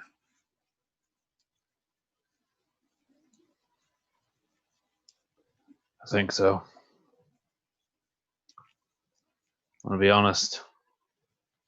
I didn't really like that story. Well, it's probably from me telling it and not Eddard. But what brought it up, I remembered the part that made the whole story was the things that they were riding, the horses. A lot of them were different. There were birds and deer and wolves. Just about that time, you have rounded a particular building that's kind of on this corner. You're kind of forced to turn around this collapsed rubble in the street ahead of you. And as you make this turn, there is a figure in the road ahead of you. And all of you see this individual. Oops. That's not the right button. Bye. Good night, everyone. And what you see is the end. There is a rather broad-shouldered orc mounted atop this massive, feral-looking wolf, bedecked with leather, barding, horns, tusks. Tied to the saddle, you see a gathering of heads, human and Angorian, almost exclusively. He stares at all of you, and when he sees Tord, his smile widens greatly. That is where we're going to take our break. So, 5 to 10 minutes. Jeremy, what the fuck, man? I quit smoking cigarettes. I can't deal with this level of stress. You're fine. You're fine. There's no ovens around. Well, Decapitator Man didn't smile when he seen you fucks. For some reason, I don't think he uses an oven. You think he's gonna eat us raw? Yeah. Dude, I'm not getting eaten. Fuck that. Fuck this guy. He's dead. Well, I mean, we'll have to see. To each his own. I just wanted to help you stop the Thunderhooves. Yeah, who the hell's this guy? Thunderhooves? His shit don't have any hooves. There's no thunder. Dude, fuck you, guy. Poser. Right then. Those aren't even real heads, are they? Foam. You just picked us up off the battlefield. We're gonna go to break. All these You do chuckle shit. fucks. We're gonna go to the bathroom, etc., etc., etc. Roll some initiative while you're at it, and when we get back, we're going to break into some old-fashioned combat. Combati? Combati.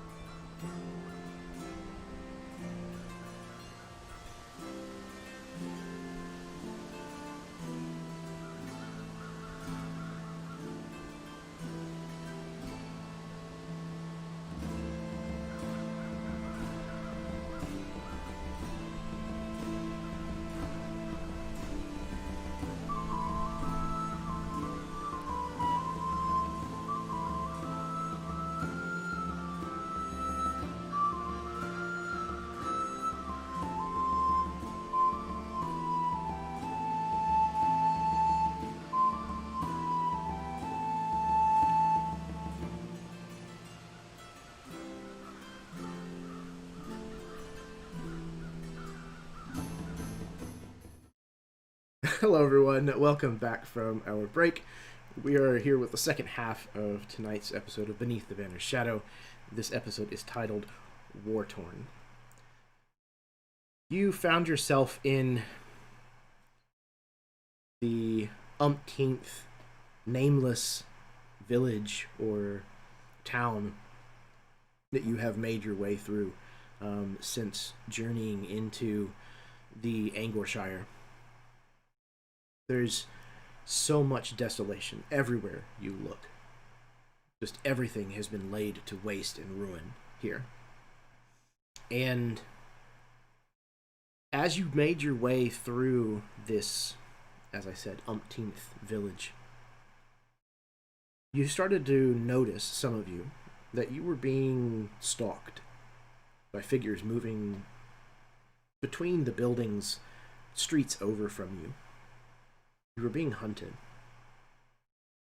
Now that you have rounded a corner, you have found yourself face to face with an individual on the back of a very large, menacing-looking wolf. His saddle's bedecked with heads, and he looks intent on trying to harm you. He looks towards Tord, and his smile widens. In Orcish, Tord, he says to you, "If you stand down, we'll let you live. Then we'll just kill the rest."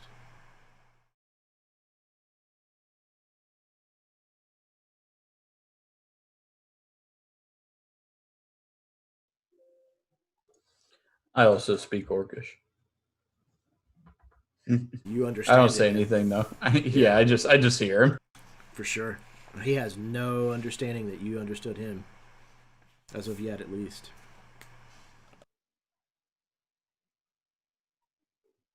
Tord speaks to Eddard. You need to get off my horse right now. Eddard dismounts.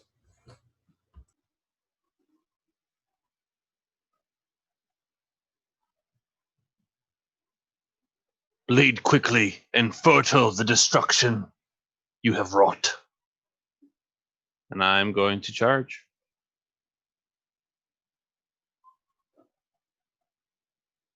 Excellent. You begin to charge as he readies his weapon to greet you. Alright, we're going to go to initiative. Let's see, I have Dane with a 20. So Dane, you actually react first. So what do? It's your turn. So seeing Eddard slide off of Tord's horse, I have a feeling what's going to come. The set of buildings that were next to us that I saw people riding on the other side of them, with a quick glance, I would assume that there's alleyways or access ways that they can now get behind us. Okay. Yes. From where you saw them, they would likely be behind you already. Okay. So I will turn and look that direction to make sure, and I will also do a new trick from having leveled up. And so Dane just waves his hand, and the golden light that normally emanates from him for healing rushes down to a point about 15 feet behind. Well, how can I see the people behind us? Or are they still sort of in cover and coming? 20 last check, Yeah. right? Yeah, you see them. They're definitely kind of slinking their way around behind you guys to try to incorporate you or encompass you.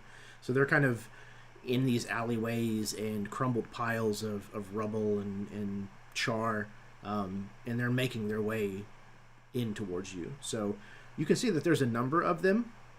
So I don't know how many you can target at once, but It would probably be within 3 or 4, I would imagine. Okay. So basically, looking at it in sort of a straight line, if I were to lay down a wall, trying to cross as many of them as possible. Okay, so and if that's not possible, then just dropping the wall between us and them. Okay, so the initial is to try to get them in the wall. Yeah, at least one or two of them, if that's the best I can do, and then to have that wall not be behind us. So yeah, basically if you extend the wall directly away from you, kind of down this one particular alleyway between buildings or something, you could catch, I would say, we'll say 4 of them. Okay. So I will do that, and I will drop a wall that is 60 feet long, 10 feet high, 5 feet thick, of this just golden, brilliant light, and everything that it touches needs to make a Constitution saving throw.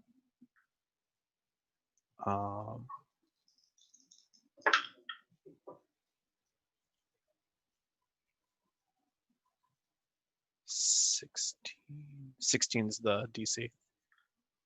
They all failed that. Okay, so everything within the area of it, they're now blinded for the next minute. They do not get an additional save. They're just blind for the next minute. And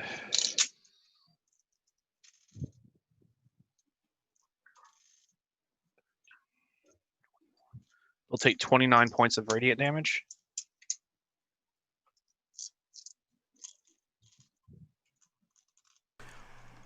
No, they do get to make a save. So every turn they get to make a save to be not blinded now.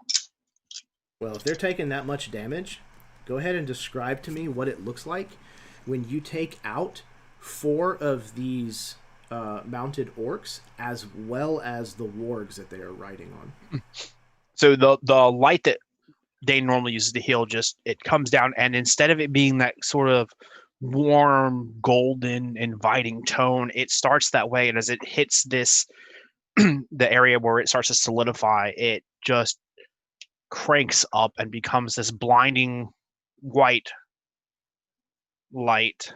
I mean, it's so bright that it actually puts out enough light that it's considered brightly lit for 120 feet around it, and dimly lit for the next 120 feet. And so this wall just goes into place, and it's that sort of anime like erasure, right? Like they don't even like have a chance to scream. It is just and dust. And the wall just stays there, sort of crackling. Yeah, I imagine like you hear this crackle, and as you kind of move further away from it, there's like this hum that you can almost feel, like around it, in the long, deep shadows that this thing is now casting, that kind of shoot out like spokes away from where this wall is because of the rubble that's still kind of surrounding it. So it kind of makes this brighter than the day was already spot across the battlefield. I think just sort of like in the back of everyone's mind, whether they speak it or not, in that you hear the word for light in Old Vykarilian. It just sort of like echoes in the back of your head a little bit.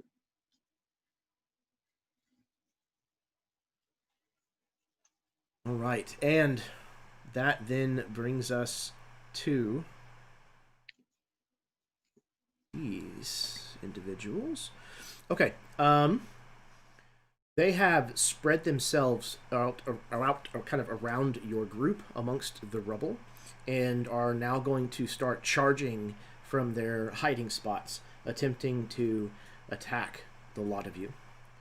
All of them are on the back of one of these wargs, and they are brandishing short bows and long swords. So, before they close with you, as they've made their way or their presence known, they're going to start trying to pepper all of you with arrows. So each one of you is going to be attacked twice. Actually, each one of them attacks twice. So each one of you is going to be shot at 4 times. Alright, this one is going to be... We're going to start with you, Tord. What is your AC, Tord? 19. 19, okay. The first one, with both of his arrows, misses you. They zing past you, clanking off of the stonework around you. The second one to fire at you fires his to... and misses badly. So just all of a sudden, this rain of arrows from 2 different directions just kind of crisscrosses past you, Tord, but not a one of them even makes contact with your armor. Next, we have Ari. Okay, the first one is going to fire there too at you. What is your AC? 17. 17. Okay. This one hits you with its first arrow. Okay. I would like to use my reaction to try and deflect it. Oh, hell yes. Okay. Monk. Yeah. All right. Everybody wants I to forget use how this ability. works every time, so remind me. So, if you would. when I'm hit by a ranged weapon attack, I get to use my reaction to deflect or catch it. So I roll a d10 and add 14. Oh, that's right. And if I reduce it to 0, then I actually caught it, and I get to throw Sweet. it back. Okay, so you don't need the damage then.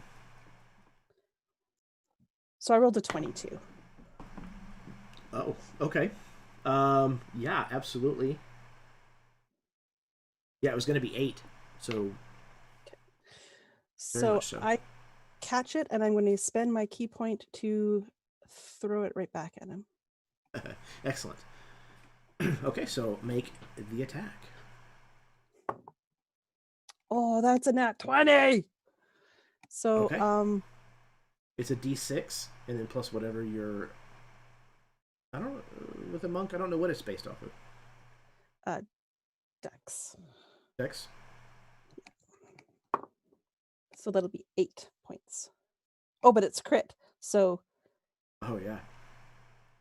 Plus your max with your modifier. so 10 plus 8. So Okay. 18. 18 points. All right, what does it look like as you throw this back at the one who shot it at you and kill him with it? So it's almost like she's just kind of, the bright light happened and she's looking away because it actually like hurts her, the brightness. And in that moment, she sees this arrow flying at her, and without almost like instinct, she just reaches up and grabs it as it's right there in front of her, flips it around and tosses it right back and catches the guy probably point blank in his eye as he was aiming with the second shot. Yeah, there's kind of a like a noise, and he falls out of the saddle off of to the side of the warg that he's riding, leaving the warg riderless. But he is no threat any longer. The other archer that was shooting at you is going to fire their 2 shots. The first of which is going to miss you wildly, and the other... You said it was 17 is your AC? Yes, that's correct. Yes? Okay, that's a 19, so that's going to hit. Yep. So taking advantage of the fact that you have engaged with this other archer, he's going to shoot you and deal 5 points of piercing damage to you. Damage. As this arrow kind of catches you right in the back of your shoulder. All right, that was Ari's. Eddard, you've got some coming in at you. What is your AC? Your 13. No, non-armor. Okay. Yeah. The first one missed terribly. Rolled a 1 on the first. The second, only a 10. He's not going to hit anybody. The next is a hit. And his second one... It is not. Wow. So, you get hit with 1.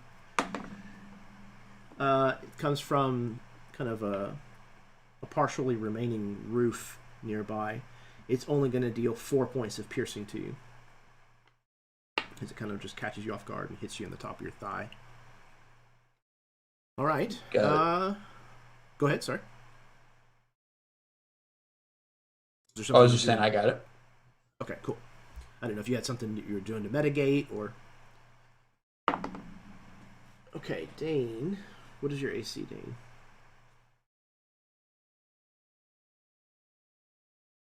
Uh, 15. 15, okay. The first two miss you. The second one just glances off of your armor, or maybe even your shield. The second archer that shoots at you, the first one is going to be a hit, and his second is not. Man, these guys are not very good. Alright, Dane. You're going to take 7 points of piercing damage. This one buries itself pretty good beneath your armor. Got it. Okay. The archers have shot, and they are beginning to make their way closer to you. The wargs that they are riding upon the backs of are snarling and gnashing against the bits that are in their jaws. And they seem to be relishing the thought of getting a hold of you and possibly your horses as well. Eddard, you're up. Okay. How many in the vicinity of the big guy Tord was fighting? I have a spell that targets about 10 foot around. Would it just be catching him? Yeah, there's nobody else that close to him. I mean, it would be him and his mount, but none of the other riders. Okay. Let's see. You could probably find 2 other riders who would be clustered that close together if you wanted. Yeah, I'm looking for the most payoff for a spell that can target more. I'm looking for the opportunity to clear some ground here. So let's see. I have a spell looking for those 2 and their mounts. I will cast Shatter at 5th level. I need a con save. It's a 17 DC. Excellent. Okay. Let's see. It's a con save, you said? Yes. Okay, they get a plus that. Oof. Okay, and then you get a... What was your DC again? 17. Okay, so the mounts failed, but both of the riders succeeded. Okay.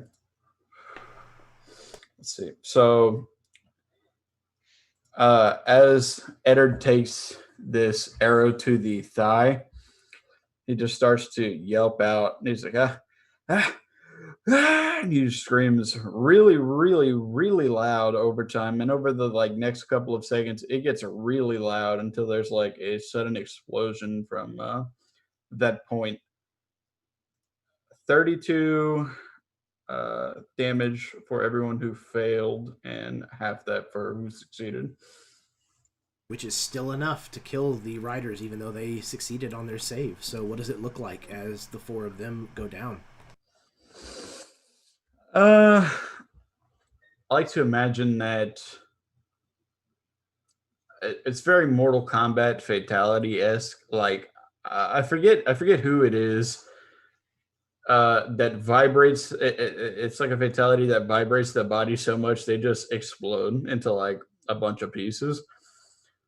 So he is just yelling, and these guys are covering their ears, and the wargs are starting to whine, and then all of a sudden they just start to blow up into a fine bloody mist. Oh yeah, pop, just like that.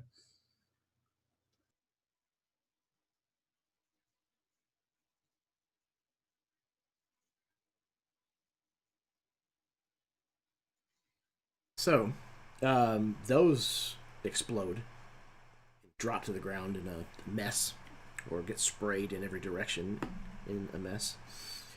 Okay, Tord, it is your turn. Has this guy moved at all? Yeah, if you're charging forward, he's charging at you as well. Perfect. How long until I reach him? Will I reach him this turn, or like? Of course, you will reach him this turn. Of course.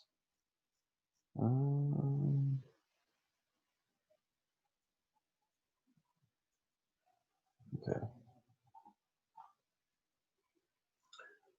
I have advantage if I'm facing an armed opponent one-on-one combat for my first attack against them. Does it specifically say an armed or armored combat? It has to be armed. Armed. Okay. Yeah, he has a weapon. Yeah, he just doesn't. I believe it says it's fair fight. I have advantage on melee to an armed opponent my first attack. Yes. Yeah. Then he qualifies for sure. Then with that, I rolled a 27 as I charge forth on Kaz, and our weapons clash.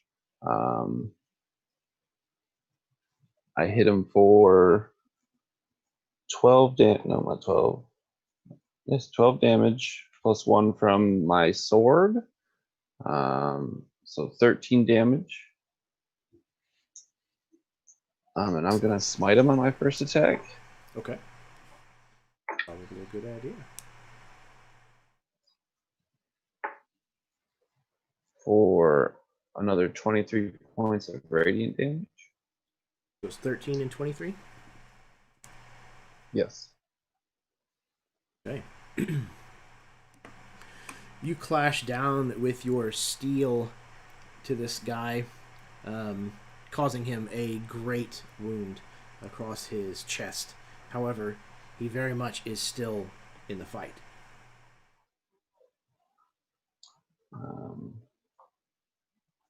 I'm going to utilize my extra attack. Since I've already attacked once, I would lose the advantage from the Angorian ability, I believe. It's just my first attack. So it's a straight how does roll. it read again? It just says I have advantage against an armed opponent, my first attack. Yeah, so it would just be your first one, yeah. All right, well, with that one, I have rolled a 21 total. That is also going to bypass his AC.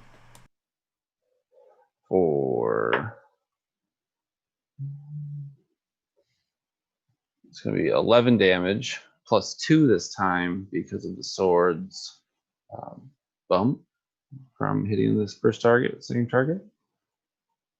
So I do another 13 points of slashing damage.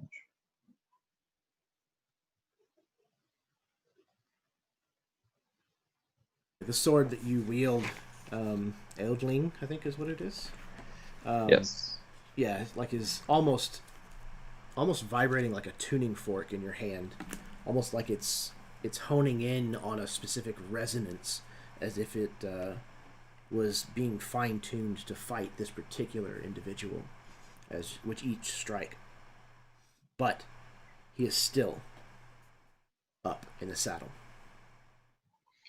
What I'm attempting to do is I'm trying to cleave through his sword or his weapon.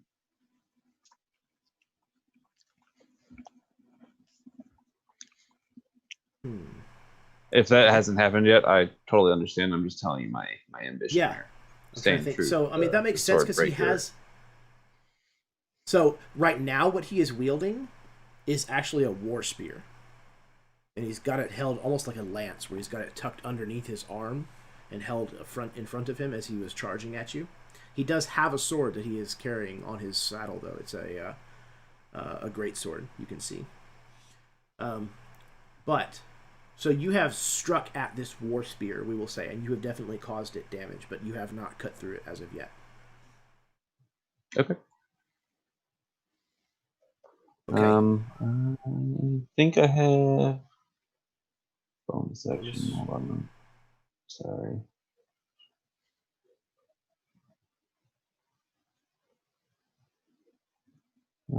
Nope, I took it off. I'm all good. Sorry. Okay, no, you're good. All right, that will lead us to Ariana. Okay, so I just want to get a lay of the land. So there's this like bright wall between us and where Tord has just disappeared through to the other guys. No. No, from my understanding, it sounds like the wall kind of starts from the thoroughfare that you guys are kind of on and extends into the city, kind of in between buildings and such. Yeah. Okay. So who's it blocking off? Nobody. He summoned it through them. Oh, okay. It just hit them and knocked them. Okay. Yeah. Now there so might be Ari's- some that are on one side versus the other, but they can go around it. They just have to move, 30 feet in either direction or what have you to go around it. So is there anybody that's like in the opposite direction of that wall? Because that's where Ari would be heading because that wall's too bright. Yes, absolutely. There were some that were closing in on from both sides, so you could certainly find some targets. Okay. Definitely going to leap off the horse that I'm on and head towards one of the nearest archers that had been harrying us. I'm heading that way. Yeah, absolutely. Each one of them seems to be equipped with a bow. They're short bows, and they look stranger than your short bow. Your short bow is, I would imagine, relatively kind of single curve, almost maybe a slight recurve on the ends, but theirs are almost like a twirly mustache. Like they're bent almost back on themselves, almost like a W or an M. And they look to be designed to be shot from the saddle, and that's what all of them are doing currently. Okay. So how far away are they? Because I will use my bonus action to dash if I need to get there. Are you trying to close melee with them? Oh, yeah. Okay. You're leaving the horse. Right. So I would say there's probably at least two of them that are within 35 feet of you. Okay. My movement at this point now is 50. Okay. So yeah.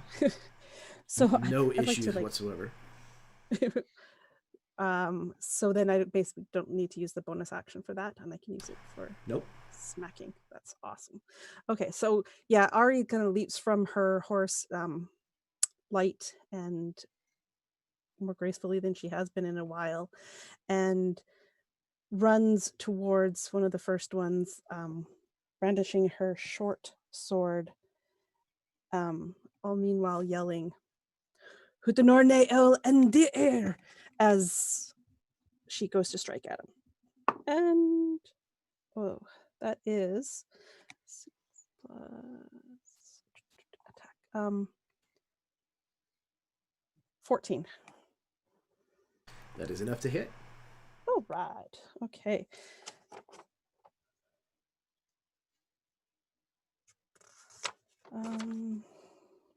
Just do a normal attack on this one. So that will be 6 plus 4. Oh, 10 points of, and this is magical if it matters because it's her weapon.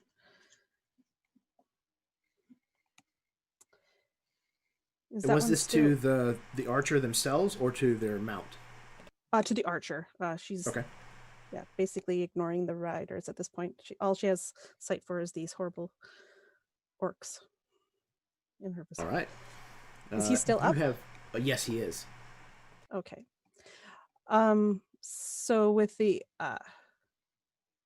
her second attack, then, so it's almost like she ran past him with the sword and slashed at him, and without almost even stopping, she kind of spins with her leg and to catch him with the back of her heel as she's going to do an unarmed attack against him.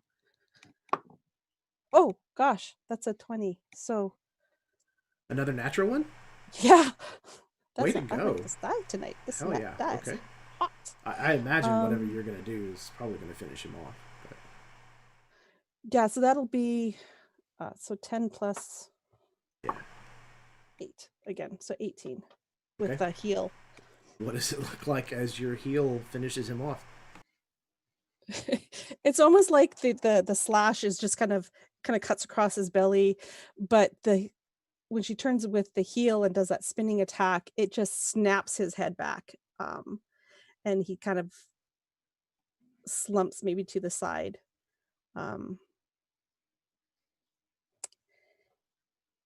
Yeah, I guess as a bonus action, she's just going to hit the warg with her hand. It's almost like part of that same action with the heel going around, and then she strikes with the hand at its leg or something. I don't know how well that's going to work. Oh, it didn't work very well. That is a 10 to hit. No, it glances off of this thing's thick hide that it seems to be kind of wearing as barding. But then she comes down and she's in her stance again, ready for whatever's going to come at her. And that is my turn. Excellent. Okay. It was Ari. All right. Tord, this individual that has just finished charging at you is going to take 2 stabs at you with this war spear that he's wielding. You said your AC was 19? Correct? That is a 19. So that's going to be 1 hit from this war spear. The second, however, is only a 13, so he'll miss with the second strike. But the first manages to catch you underneath your arm, where you're wielding your sword, kind of right where the opening in your armor is, and pierces pretty badly into you. You're going to take piercing damage to the tune of 16 points of damage.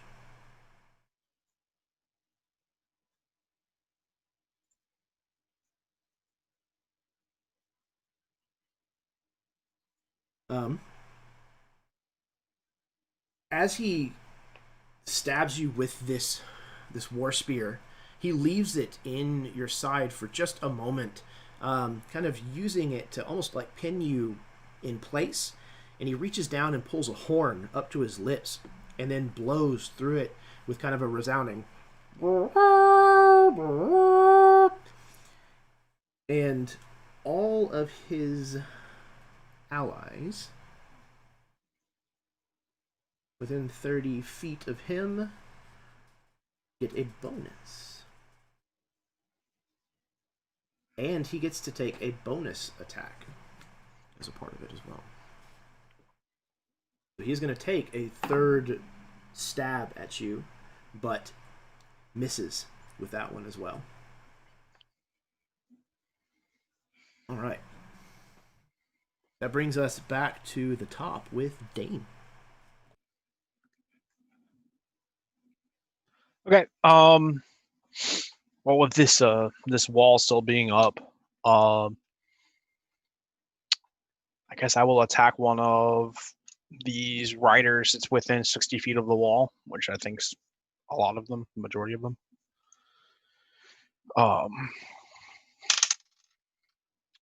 So it's gonna be like a 21 to hit them. Definitely. Okay. So the wall shudders for a second, and a beam of light leaps from the wall, and it'll do 26 points of damage, radiant, to the orc that it hits. And the wall shrinks by 10 feet, so now it's only 50 feet long. That's really cool. Yeah, it fries the guy kind of in the same way that you had described before, where he basically is just undone, just torn to nothingness by the light. His warg recoiling and somewhat confused, but then snapping its head around to look at you, Dane. Okay. Was there anything else, Dane? No one's really badly injured yet that I can see, correct? Like, it doesn't sound like it from description so far. I think Tord is the only one that's actually been hit so far. Yeah, the rest of it's just been like arrows. All right. Yeah, then nothing else right now. Okay, that brings us to them. There's not very many of them remaining, so each one of you will be attacked by one of them. And I think there are 2 loose wargs in addition, riderless wargs. So, they close with long swords and are going to, when they get near you, leap out of the saddle, and as a part of their attack, they're going to come down at you with their longsword brandished in 2 hands. So we're going to go around the horn the other directions. We're going to start with Dane. The sword swipe at you. I think it's going to hit you with an 18. Okay.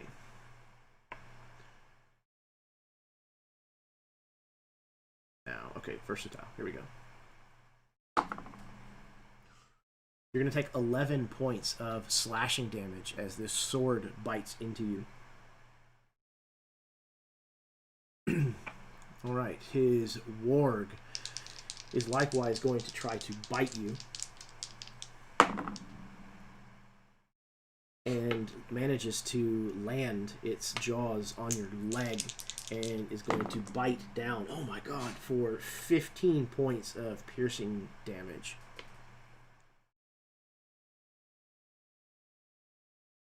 Okay. So this Remember rider, how I was asking if anyone was really hurt? this rider and his warg leap out at you, and both of them manage to procure their meal. Man, okay. Next is Eddard. Eddard, same thing. This rider leaps at you with this tactic, coming down with the blade of his sword. It's going to hit you with your AC only being 13. You're going to take 10 points of slashing. His warg likewise attempting to get a bite. Oh my god, he's going to hit you too with an 18. To the tune of 9 points of damage. Piercing. These things attack with intense ferocity, and they act as a unit, almost as if they were one being with one another. The next comes for you, Ari, as you were finishing with this. Oh, yes. I have a reaction. Sorry. Okay, absolutely. I just realized since 2 years ago when we started playing this game that I have been missing out on some free damage. I have a little feat called Warcaster that allows me to use my reaction to make an opportunity attack to cast a spell on whoever attacked me. So what that is if they incur an opportunity attack from you, like if they leave engagement with you or something like that, then you can use a spell instead of a melee weapon. Okay, well, never mind. I'm not playing it incorrectly. I'm reading incorrectly. Yeah, I don't think the intention is that it generates an opportunity attack. At least the last time I looked at it, I don't think that's what I. Roger that. No, I think you're right. I have this thing where I read it like every couple of sessions, and I'm like, am I doing this right? So I'm glad to know that I'm not doing it right, but at the same time, I am doing it right. let me let you get on with it. You're good, man. You're absolutely good. So yeah, this one is going to move up to Ari. He tried to save you, Ari. He tried to save you, but he did. My AC is 19 now because I have got my Tensei weapon and. Excellent. Okay, noted. Ooh, that's an 18 on the die though, so that's still gonna hit you with the longsword. Okay. The longsword is going to bite into you for 6 points of slashing damage. And the warg is likewise going to try to bite Oh my god. What goes around comes around. Yeah, exactly. Okay. Yeah, fitting. This one gets a really bad hold of you. And I mean, she ignored it, right? yeah. Okay, so where are they? There. Okay, so that is starting at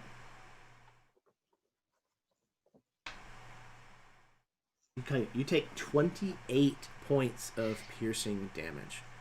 Yowzers. 28, you say? Yeah. This thing likely removes some muscle mass as it tears away from your well, because it's already on the shawl, we're gonna say her leg. Oh, thanks. It's like you're not picked on enough. Love ya. Okay. However, that other warg, the riderless one, is separate from this, and this is one of the loose ones, and you are right there and just smacked it, so it is likewise going to turn on you and try to bite at you. However, now that you have kind of harmonized with your weapon, it misses you. It just can't touch you. Okay. That moves on to Tord. Tord. One of the riders approaches and tries to help out his leader. It's a 19 on the die, so that is going to hit.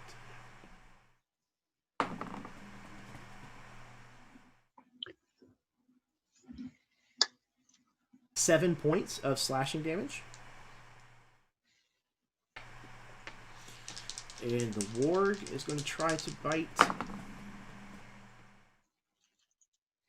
However, cannot penetrate through your armor. It's just kind of clasping against your greave, not able to get any purchase on your actual flesh. The rider of the leader is also, or the ward of the leader is also going to attempt to bite at you. It's another 20. So he apparently figures out what the other one was doing wrong and sinks his teeth deep into your thigh. That's going to be 30 points of piercing damage.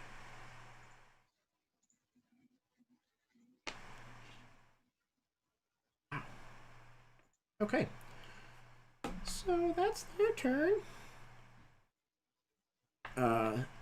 Blood has been flung everywhere in this skirmish. This is starting to very quickly spiral out of control. Eddard, it is your turn.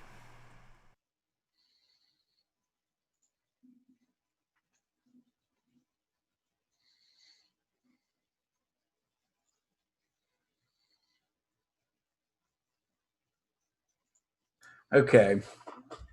That last attack was on Tord, wasn't it? Yes. I see over in the distance my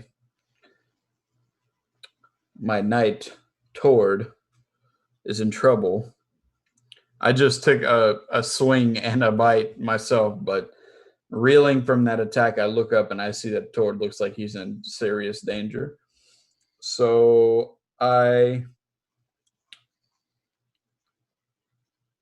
turn towards the orc riding the warg attacking Tord, and that purplish, pinkish fog begins to glow from Eddard's eyes and his mouth, and he whispers something on the air, and there's like a trail of this pinkish fog travels around to the orc, and I'm casting Dissonant Whispers at 4th level. I need a wisdom. It's a 17 for the AC. Okay, and just to clarify, he has 2 orcs on him. He has the leader and then an additional one. Are you going for the leader? Yeah, the leader. Okay. You said wisdom save? Yeah, 17. Okay, let's see. It's probably not going to be... Ooh!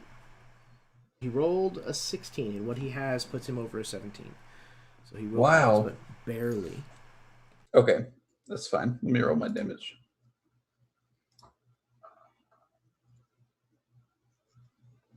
$22, so half that, 11 psychic damage. half of 11, you said? No, half of 22. It's 11. Okay, so he takes 11. Okay, excellent. Even okay. He's still up. He is still up.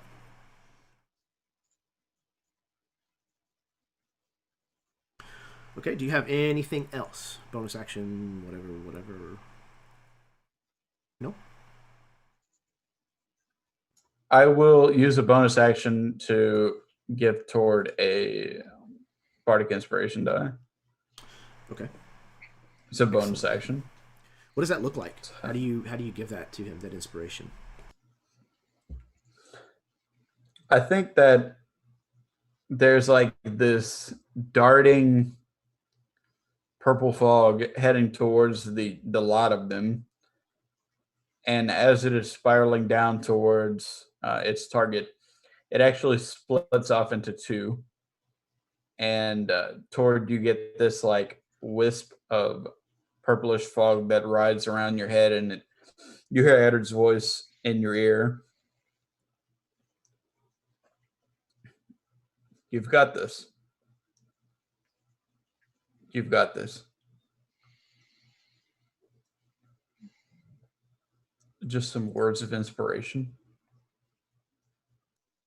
Excellent. Okay, that was Eddard. Tord, it is now your turn. What can I use? Can I use your inspiration for attack rolls or damage? It's 1d8 for an ability check, attack roll, or saving throw. So attack roll would probably be the thing. Can be added after seeing the roll, but before knowing the outcome. Well, I'm going to save it. My first attack was an 18 for a total of 26. This is the shit. leader. Can I backtrack? Can I backtrack that 2 seconds? I'm going to cast a bonus action ability first. Okay. I'm going to cast Ensnaring Strike as a bonus action. And then I'm going to attack for 26. Sure. Is this against the leader? I'm assuming so. Yes. It would hit either yes, one of them, it is. But, okay, just for my own edification. All right, and what do you need for me for the ensnaring strike? So on a target that I hit, next weapon or next creature that you hit with a weapon attack, a rising mass of 75 appears at the point of impact.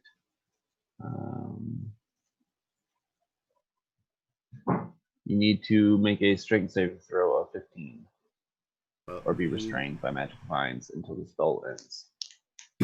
Okay, he got a 19 on the die, so. Okay. Again, these dice are kicking in. I mean, take them while you got them. So I do 14 points of damage for my attack, and I'm going to burn my other level 3 spell slot to Divine Smite.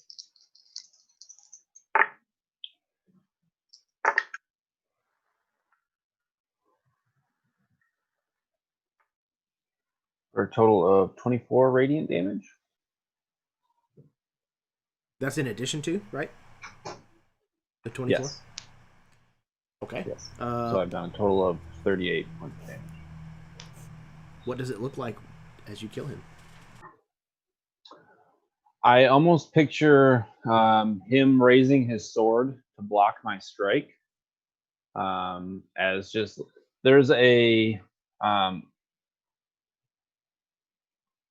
brief exchange, I imagine, like our swords clashing as we're kind of like brutally fighting, kind of strafing each other via our mounts. And there is just a moment of pairing his weapon with my shield, and he goes to block my sword with his weapon, and kind of mirroring the sword breaker moment, it cleaves through his weapon, and he is decapitated, not cleanly, but like through his neck, and like the top of the shoulder, and perhaps like tumbling in a way that, like, as he tumbles, he passes by the heads attached to his own mount,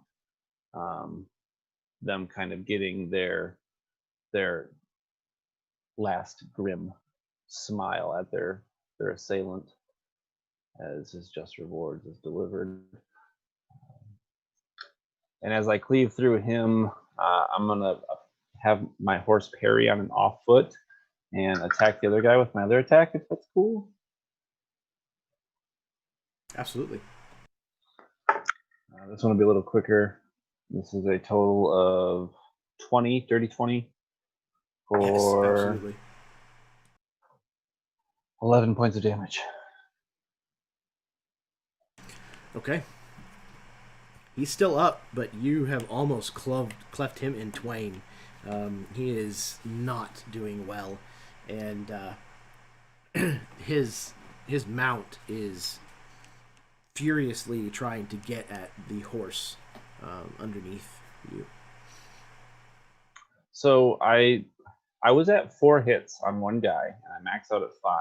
So I feel like there's like there's an audible noise from this sword being swung at this velocity with the reverberations, almost if it was akin to, I don't know, singing.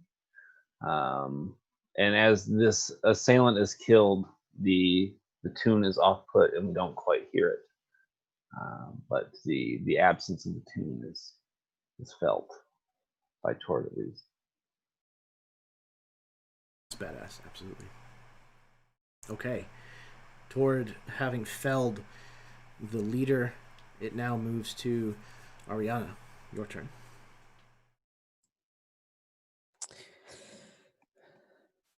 So I have a nasty gash in my side from this bite of this warg that's like breathing on my face. So I'm going to return the favor, and I'm going to stick it with my little toothpick of a sword and punch it in its nose. So those are my 2 attacks on it.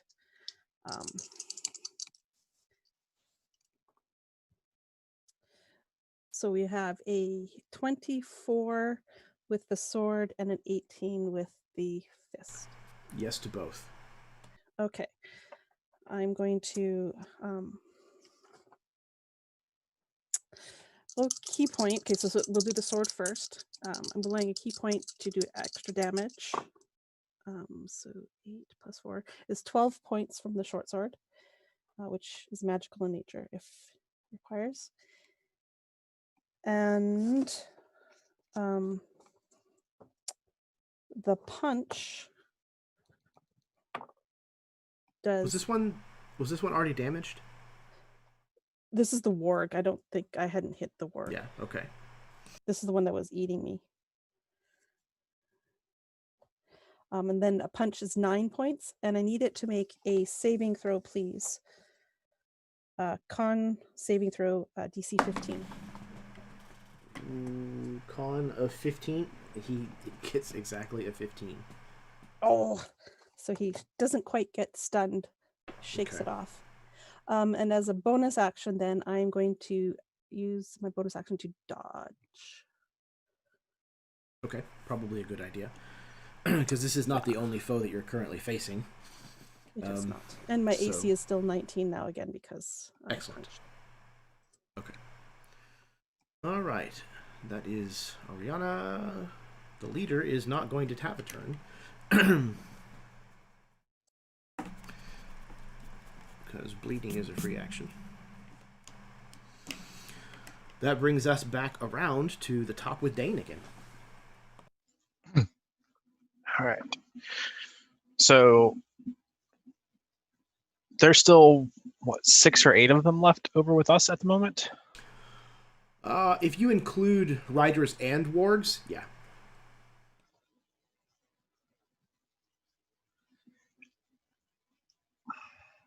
And with a quick sort of survey of it, for the most part, we're actually in worse shape than they are right now, right? Because if you count the wargs as individuals versus accompanying their riders. Yeah, there's probably about 4 unseated wargs that are in various states, but only one of them seems to really be severely damaged. Now, riders, there's only 2 riders left, but they still have their wargs. So, right. Right. All right. So I think in this moment you can see Dane like looking at this, and like the camera cuts over, like you can see like Ari trying to like almost like shove the blood back into her leg, and I mean Dane is rapidly losing blood through his side. Eddard, you're looking okay there, right? Okay is Right. Okay, that's what I thought. no. Okay is good. Okay is good. I'm good compared to everyone else. I'm okay. All right. So if I was not concerned about hitting a party member and wanted to drop a 20-foot circle, could I hit? Because I mean, we were all traveling, and then this went down, and we haven't moved since then. Like we probably spread a little bit when we started getting attacked, but it's not gotten crazy. Yeah, I would say all of you are probably within 30 feet of one another. So I could, with a little bit of maneuvering, I could probably hit several of us and the majority of the wargs and riders. It's a 20-foot diameter circle? Yeah. Yeah, I would say especially if I shift it back towards us and exclude Tord, who rode ahead because he'd be the furthest away from us. Yeah, so they've all kind of spread out, engaging in melee with the various members of your group. So it's probably going to work out to where you can hit an equal number of them and the party.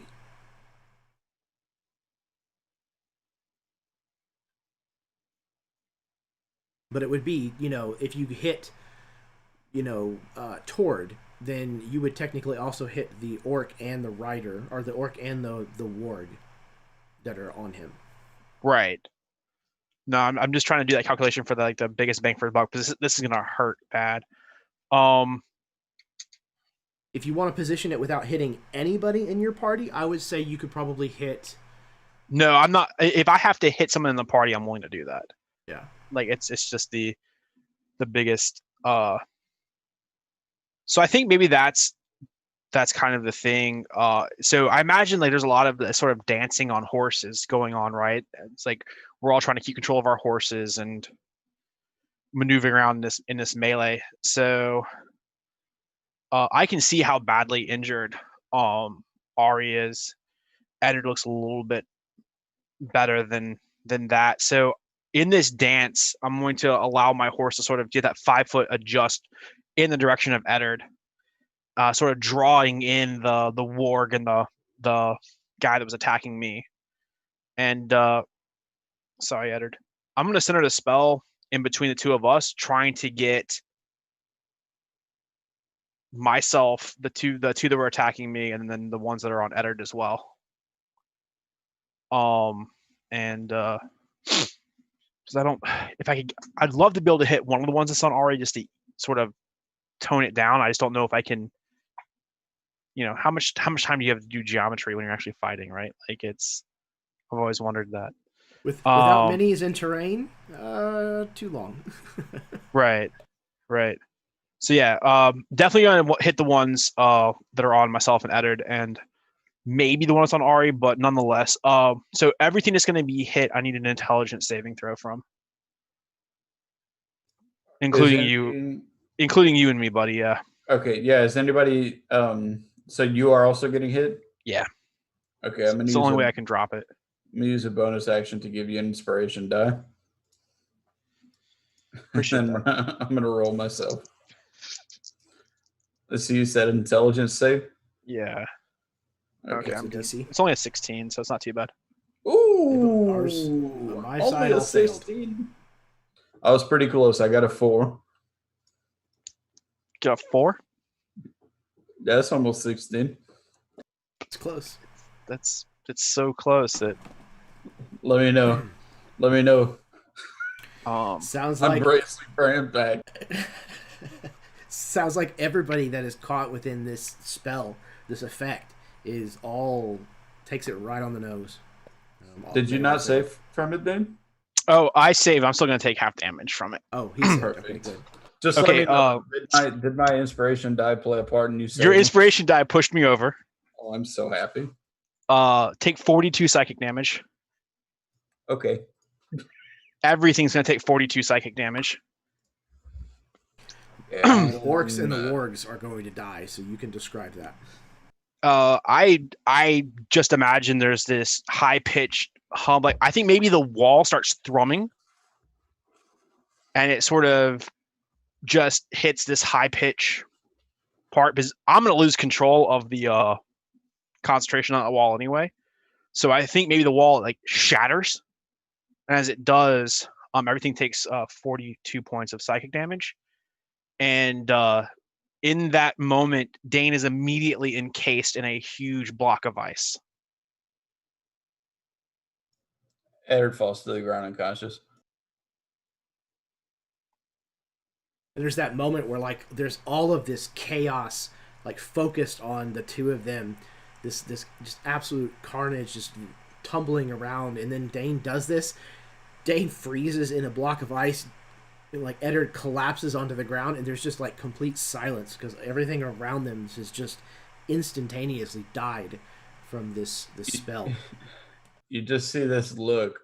Eddard looks over to you before you know the spell takes hold, and he kind of smirks at you. You get this inspiration, and then everything happens, and his eyes just roll back in his head, and he falls down. Yeah, I think the last image that Dane has is it technically would reduce me well below 0 as well, but the ice is going to save me. The last thing I see is you look at me, and like he has that hopeful moment of, okay, it didn't hurt you. And then Dane goes dark, and so do you. Okay, that was Dane. It is now their turn. There are no orcs remaining. Only 2 unseated wargs. The leader's warg is still staring at towards horse, but realizes that in order to get to this horse, it's going to have to contend with Tord. It's going to turn and run. If you wish, Tord, you may take an opportunity attack against it as it flees.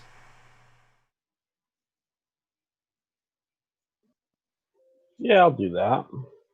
Okay. 23. That'll hit.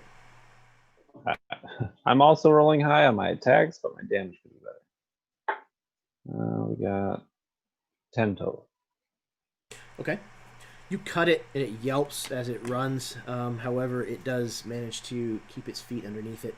It runs up. It grabs a hold of Eddard's unconscious corpse. Oh, jeez. I didn't. Hold on. He's going at Eddard? Free meal, bro. But it happened. Yeah, it was meant to be. Jesus Christ. I would have done more had I known that. But, Go for it. Yeah. No. I like where this is going. No, carry on. Carry on. Great choice of words. So, this thing clamps its jaws just above Eddard's heel, kind of between his heel and his calf. Unfortunately, you are going to fail a death save because of this, because it will inflict damage to you. Grabs a hold of your heel and begins to run as best it can, dragging your body, looking intent on leaving with you as a meal. The other that is still remaining, very, very gravely wounded, but it is still standing, is where you are, Ari. And it is going to attempt to bite you. It doesn't seem quite as sure of its abilities now that it stands alone, but it's still going to try to bite at you. It's a 19? It is, and it has disadvantage. Ooh, disadvantage. That might make a difference. That's right. Cool. Okay, well, your dodginess is what saved you because it would have had a 19 otherwise. So just that extra little level of attention that you decided to give to this solo target manages to prepare you enough to kind of jerk your leg back just as this thing kind of like finally lunges in your direction and snaps its teeth at you. That's the two of them. Eddard, if you would please roll your d20. Your death save.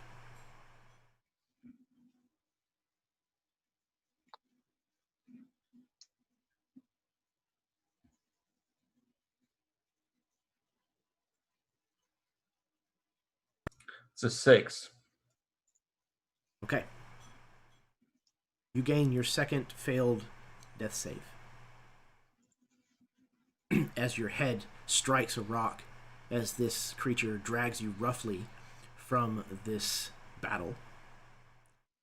That was Eddard's turn. Toward. You're up. I am going to. I had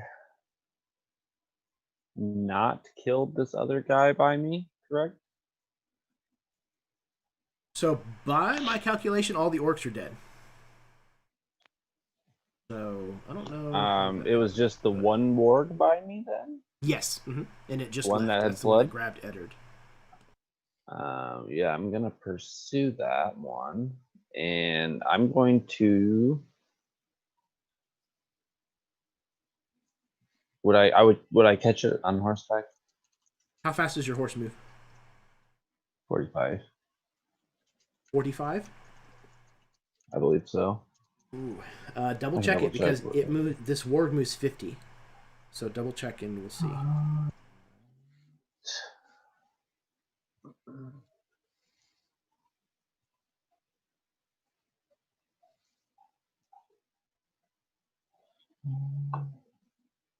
Yours is your special paladin horse, right? Paladin mount. Yeah. Or something? It would be war horse. Oh, it has the stats of a war horse. Yeah. I think that is I can 50. pull it Then. up. Let me check. Riding horse, war horse. 60. Horse is 60. 60. All right. Well, on top of that, So, I want yes. to trample it. Ooh. Okay. Cool. So you definitely, it's like what, you have to move 20 feet in a straight line or something, and then. I have to move 20 feet and hit it with my hooves attack. Okay. Yeah, you definitely can clear that Could I much do ground that before. As what? Can I use that as like my first attack of the two, or would that be my only attack for the hooves? So it's technically your horse's action. So do this. I'm Make willing me to an substitute mine. Okay, make me an animal handling check. If you succeed, you can have him do that as your bonus action, and you can still have your full attacks. Not that great. 13. That's not that bad though, especially because again, this is not just a normal horse. Like this is, summoned by your faith, your oath that you've taken. So I think that would definitely be enough. So it can use this trample attack as your bonus action. Okay. I'm gonna go ahead and just do that first. I'm using the hooves attack. I got a 17 on the die. Does it hit? Total of 8 damage. Okay. And if he fails a DC 14 strength save, he's knocked prone. And I can hit him again with the hooves attack. DC 14. He rolled a 1, so he failed. Let's say 14 on the die for 6 more damage. What does it look like? 14 for a total of. What does it look like as your warhorse, your steed, ends this warg's life? We overtake it, and as he's kind of pummeled into the ground, dislodging Eddard. I'm making careful measurements here that I don't trample Eddard, and kind of it's a push. We're pushing the warg away from Eddard, trampling it, and like as it like goes to get up, the horse is just gonna like kick it in the head. There's an unnatural turn of its head, and I'm getting off my horse. I'm going to Eddard immediately. You still have your action. And if I have any, if I have my action, I'm dumping my lay on hands. So that's 25. Oh, it's 5 times my level, so it's like 50 points of health. So you have health. You have lots of health now. What does it look like as Tord summons this healing power into Eddard? As I kind of leap from my horse into the mud and carnage,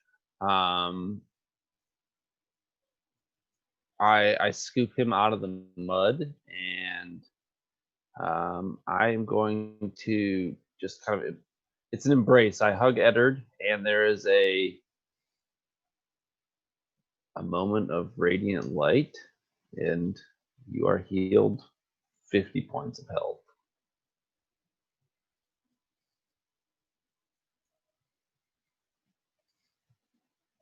I think there's like this moment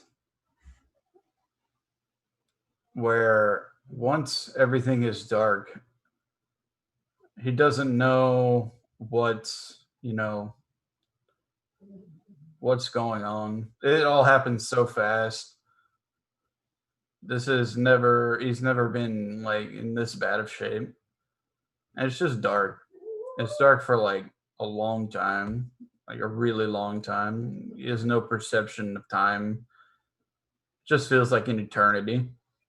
And there's like this small little light down there at the end of the tunnel. And he floats that way for what feels like days, weeks, months, years, maybe. And it gets bigger and bigger. He can finally start to make out some things around the ball of light. A finger, 2 fingers, a mitt. And he just reaches for it.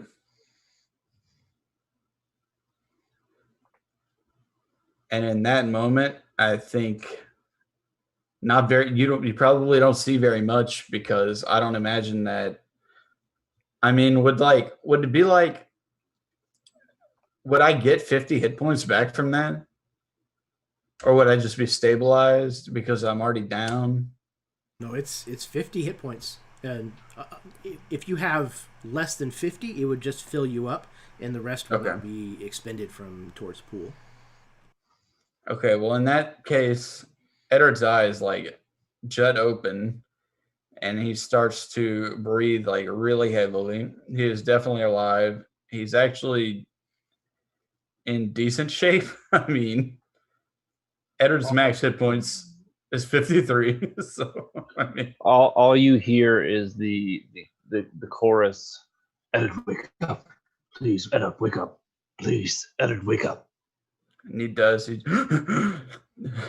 he just looks around, and it's all blurry. And he sees you. You're the only thing close. He just sees you, but he starts to try and talk, and he's just mumbling. He can't say anything, like nothing coherent. He's not making words. He's just like grunting. And he's just looking around, trying to figure out what the hell just happened here.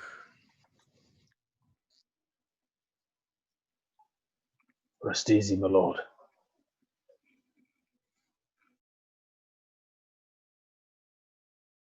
Makes me happy. Excellent. Tord has swooped in and brought Eddard back from the brink of eternal darkness. Just in time to switch over to where elsewhere, not that far. Ariana, you are fighting off a ward, mano a mano. Okay, that was quite the scene. A little distracted there. So Ari's got the slavering beast right in front of her. She just dodged its maw. So she's going to slash at it with her sword first. We'll start there. Oh, that's a 16 to hit. Okay. And we will use a key point to pump up the damage. Okay, that's 5 on the dice plus 4 is 9 points. Exactly what we were looking for. So what does it look like as you finish this beast off? Well, actually what happens is, yeah, she slices, maybe because its head, its massive head is right there. She slices up with the sword, catching it under its jaw, manages to get that nice, the killing blow, and actually without even stopping, she turns and there's a fallen orc on the ground. I know that because I made him fall. And she turns her massive fury onto this thing on the ground, and she is stabbing it repeatedly over and over and over again. And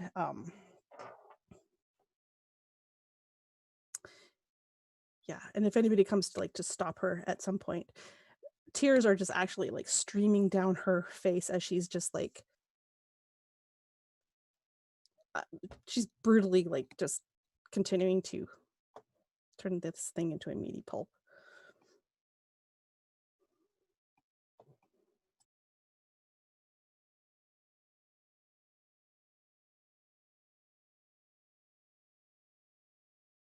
Okay.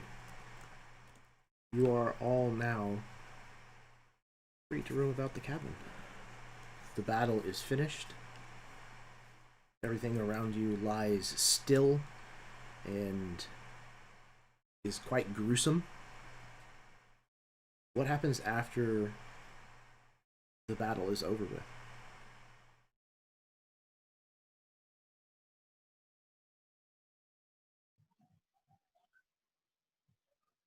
Tord will pick Edit up out of the mud. I know you're at full health, but I'm sure the shock is there.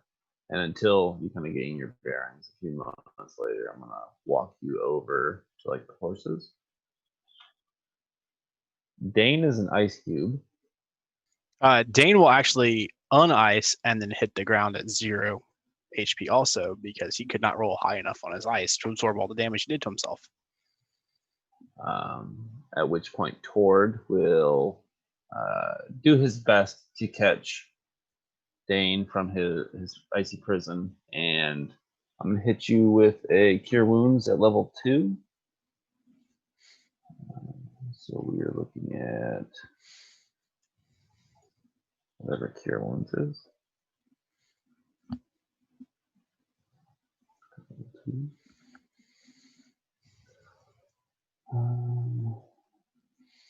2d8. So you get 13 health back. It's I do my best to scoop you up out of the blood as well. I imagine Sir John's probably helping. Absolutely. Getting your hand back on your horse for some grounding. And seeing Ari in the state she's in, I'm gonna not go over there. But as I get both Eddard and Dane back to some semblance of themselves, I'm gonna go collect my trophy. This orc's head.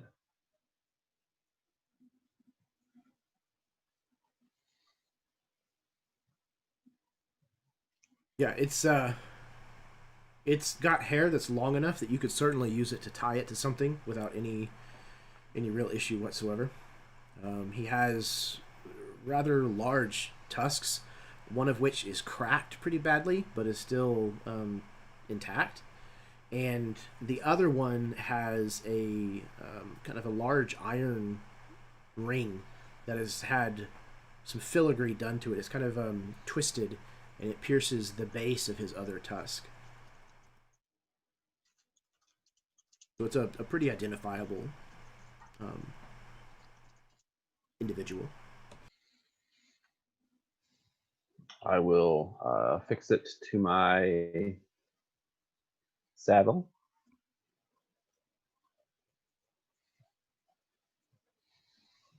Does anybody else say or do anything when they see this? This is probably not typical behavior that any of you would be used to, aside from Tord.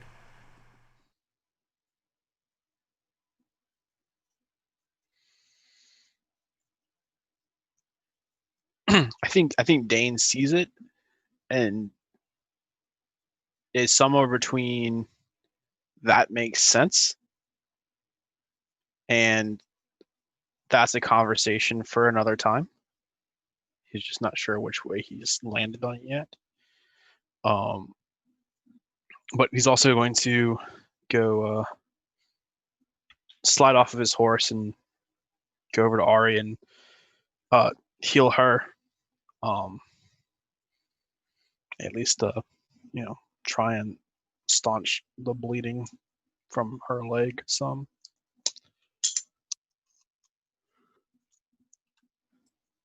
Why so yawny? Yeah, I think as you approach, like she's still pummeling this creature. I wouldn't even stop you. And at some point, I think she recognizes and realizes you're there. Probably when that feeling starts as you're healing her. And the blade falls from her hand, and she just kind of, she'll actually collapse into you. With all 13 of my hit points. Yeah.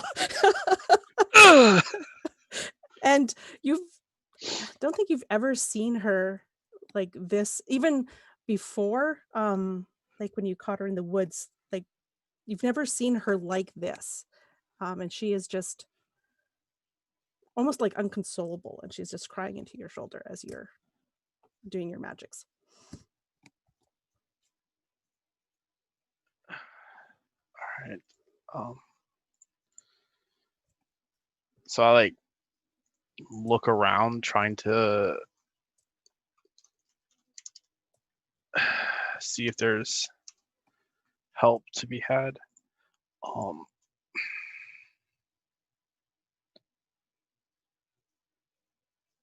And there's not. So yeah, I'll just help you back to your horse as best I can. And assuming that takes a few moments, I'll heal you again during the walk. I just can't heal you more than that at the moment. So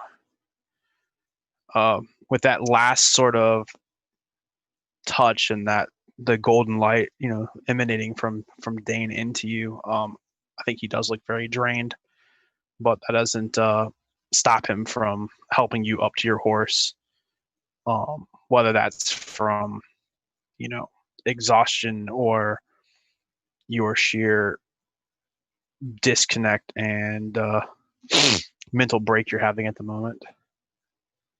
Yeah, I can almost imagine it like towards the end there. It's like we're both leaning on each other as we're approaching the horse those last few steps. And I think he does, like, maybe not even paying attention, like he's minding your wounds, but I think as you go get up on the horse, like he has to like almost like push you up by your butt, and it doesn't even like register what he's doing.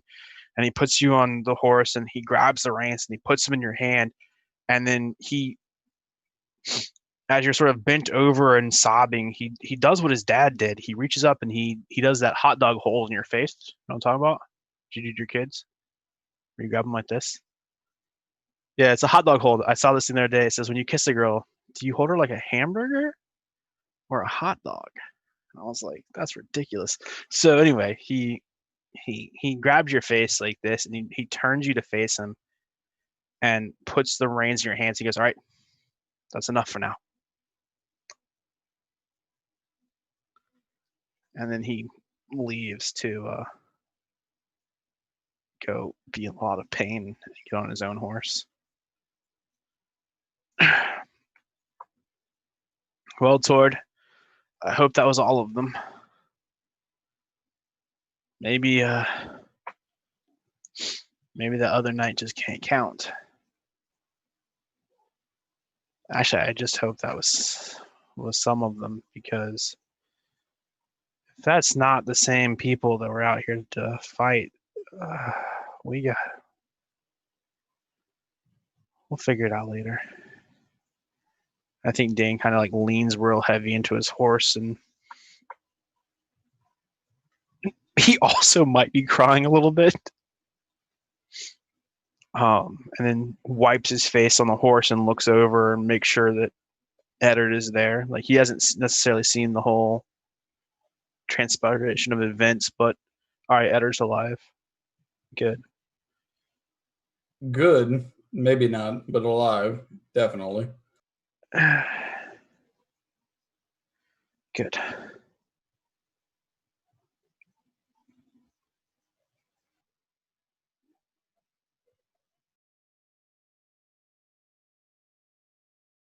Okay. So with this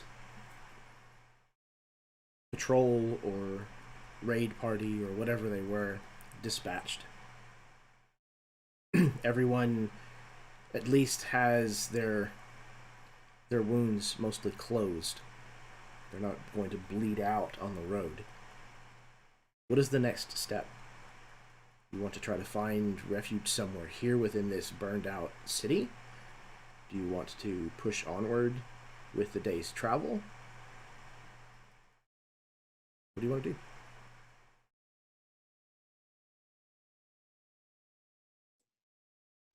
Ari is in no mind to make any sort of decision right now. It's all up to Tord.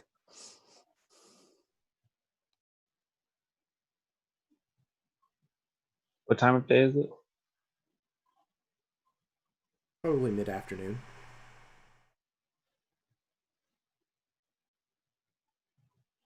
We have to press on.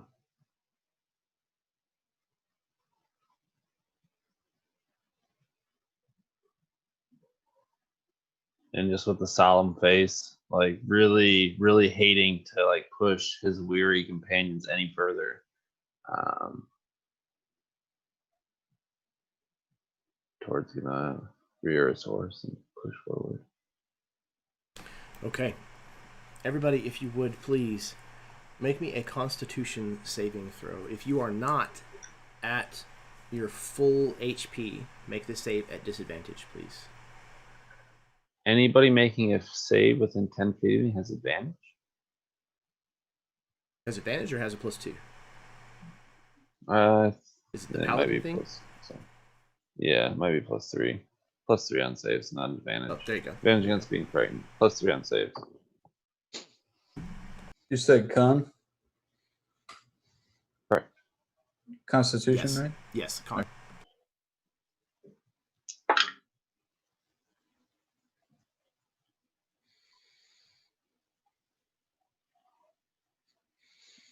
And plus what? 3? Okay.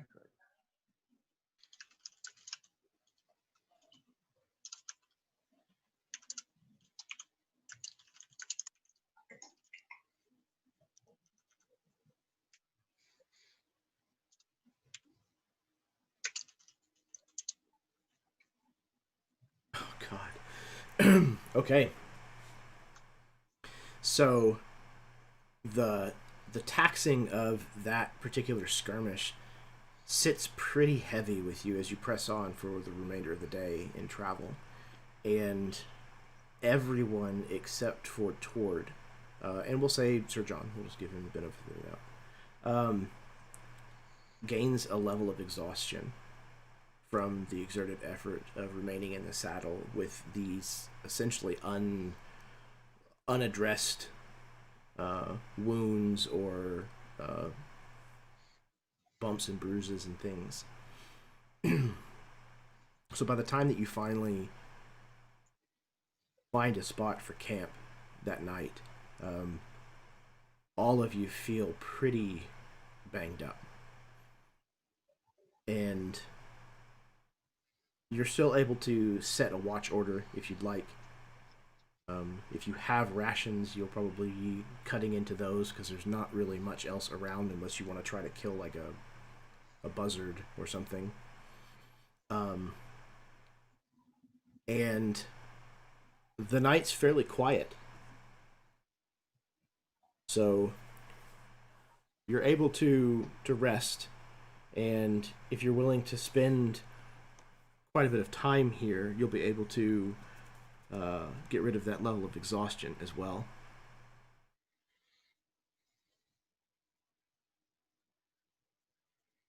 The next day, as the sun begins to dawn, you can see through the trees eastward of you. They thin out a lot, not far beyond where you stopped for the evening. And you can see the sprawling plains and tall grasses that separate the remainder of the distance between you and what you can guess, well, what Tord can tell you, is the city of Shinin. You can see smoke rises from different buildings, mingling in the air above it. The flag that flies atop still bears the silver and black colors of House Criminac. So it would seem that you have arrived in time to find this still in the possession of the Angorian orcs. That is where we're going to go ahead and end our session for tonight. So, thank you so much, everybody, for tuning in this evening, watching along with us, whether you were live or you're watching at some point in the future. It is greatly, greatly appreciated, sincerely. If you like what you saw, please do all the stuff. Hit the like button, subscriptions, all of that kind of stuff. It's very appreciated. And I'm going to keep making content because I enjoy playing games and running games. And if you like that kind of stuff, well, here you go. Before I put everything in a box for the night, I'm going to pass things back over to my players so that they can say anything that they would like in parting, plug anything that they would like to, and then we're going to call it a night. So we'll go in reverse order and start with Baron. Hey everyone, I'm Baron. I play Masaka Tord. Very both nervous, anxious, and excited because we're into my stuff, and that's, like I said, exciting because it's mine, but it's also nerve-wracking because I want to make sure everyone else is getting their fair share of interaction and involvement. Very grateful that I have a party that is good at that and sharing the stage, and as well as not only sharing the stage but spotlighting other players to let them shine. And I'm grateful. I'm very grateful. Thank you for having me. Thank you guys again for being here, and can't wait till next month. Other than that, nothing to plug except for maybe you'll see me next week on Jeremy's channel. Who knows? Yes. Playing some Sunderhearth. Very excited for that. It's a good group of people too. Fun game. Yes. I love this game so much. You guys, like you said, Baron, you hit it absolutely the nail on the head. I am very, very fortunate. I run 2 campaigns on this channel currently, and both of them are comprised of groups of people that understand how to share the limelight, how to pass it, and to support each other in it, as a matter of fact, which is a really, really awesome thing to watch people do. makes me very, very proud, very happy. You guys do such a great job of playing your own characters and finding those little beats and moments to make connections with the other characters and what's going on in their stories. It's it makes it a very tightly knit narrative, and it's fantastic. Next up, we have Karen. Hello, everyone. I'm Karen. I played Ariana. This was another really tense session, I'll say. It was pretty awesome. Looking very forward to seeing where towards part of the story is going to take us, and kind of shenanigans we're going to get up to in there, because I'm sure there'll be lots. We're going to be fine. Sure. Nothing bad ever happens to your characters. Never. Anyway, I love playing with these guys. It's amazing. I missed Eli tonight, but hopefully he'll be back next time. We love you, Eli. Missed you. Yeah, this is you guys are amazing. I just love all of you. Anyway, I'm all teary. Thank you very much, Karen. The feeling is absolutely mutual. What would we be without Ari's sullen reminder that things could always be worse? No. No, I love Ari. It's fantastic. I love the fact that we have a very wide representation of what Vykaril is in this game. That makes me very happy. I like whenever there's a really diverse group of characters. It gives me as a GM a lot to build off of and play upon. So, yeah, it makes me happy. Speaking of making me happy, next, Josh. You make me happy too, Jeremy.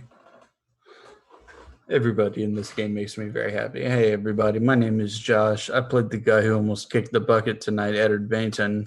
That was probably the closest call I've ever had in any game of a character dying.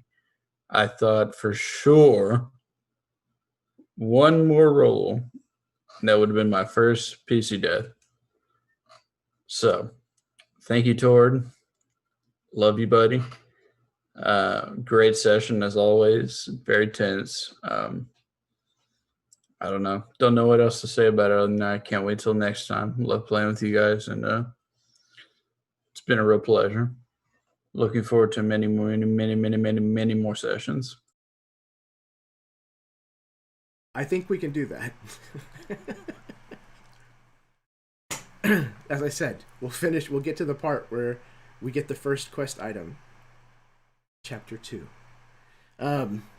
Yeah, we're close. Tord was like, we should keep going. We need to get.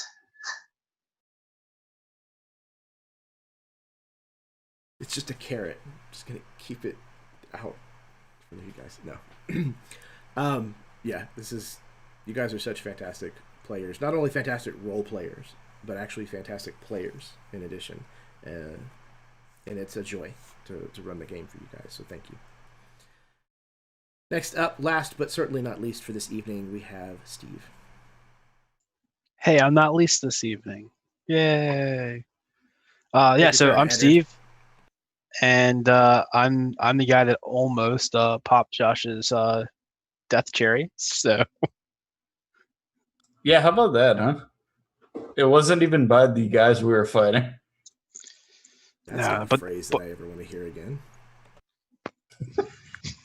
But they had to go, and they all had to go at once. Like, I'm not doubting that you made the right move. Absolutely.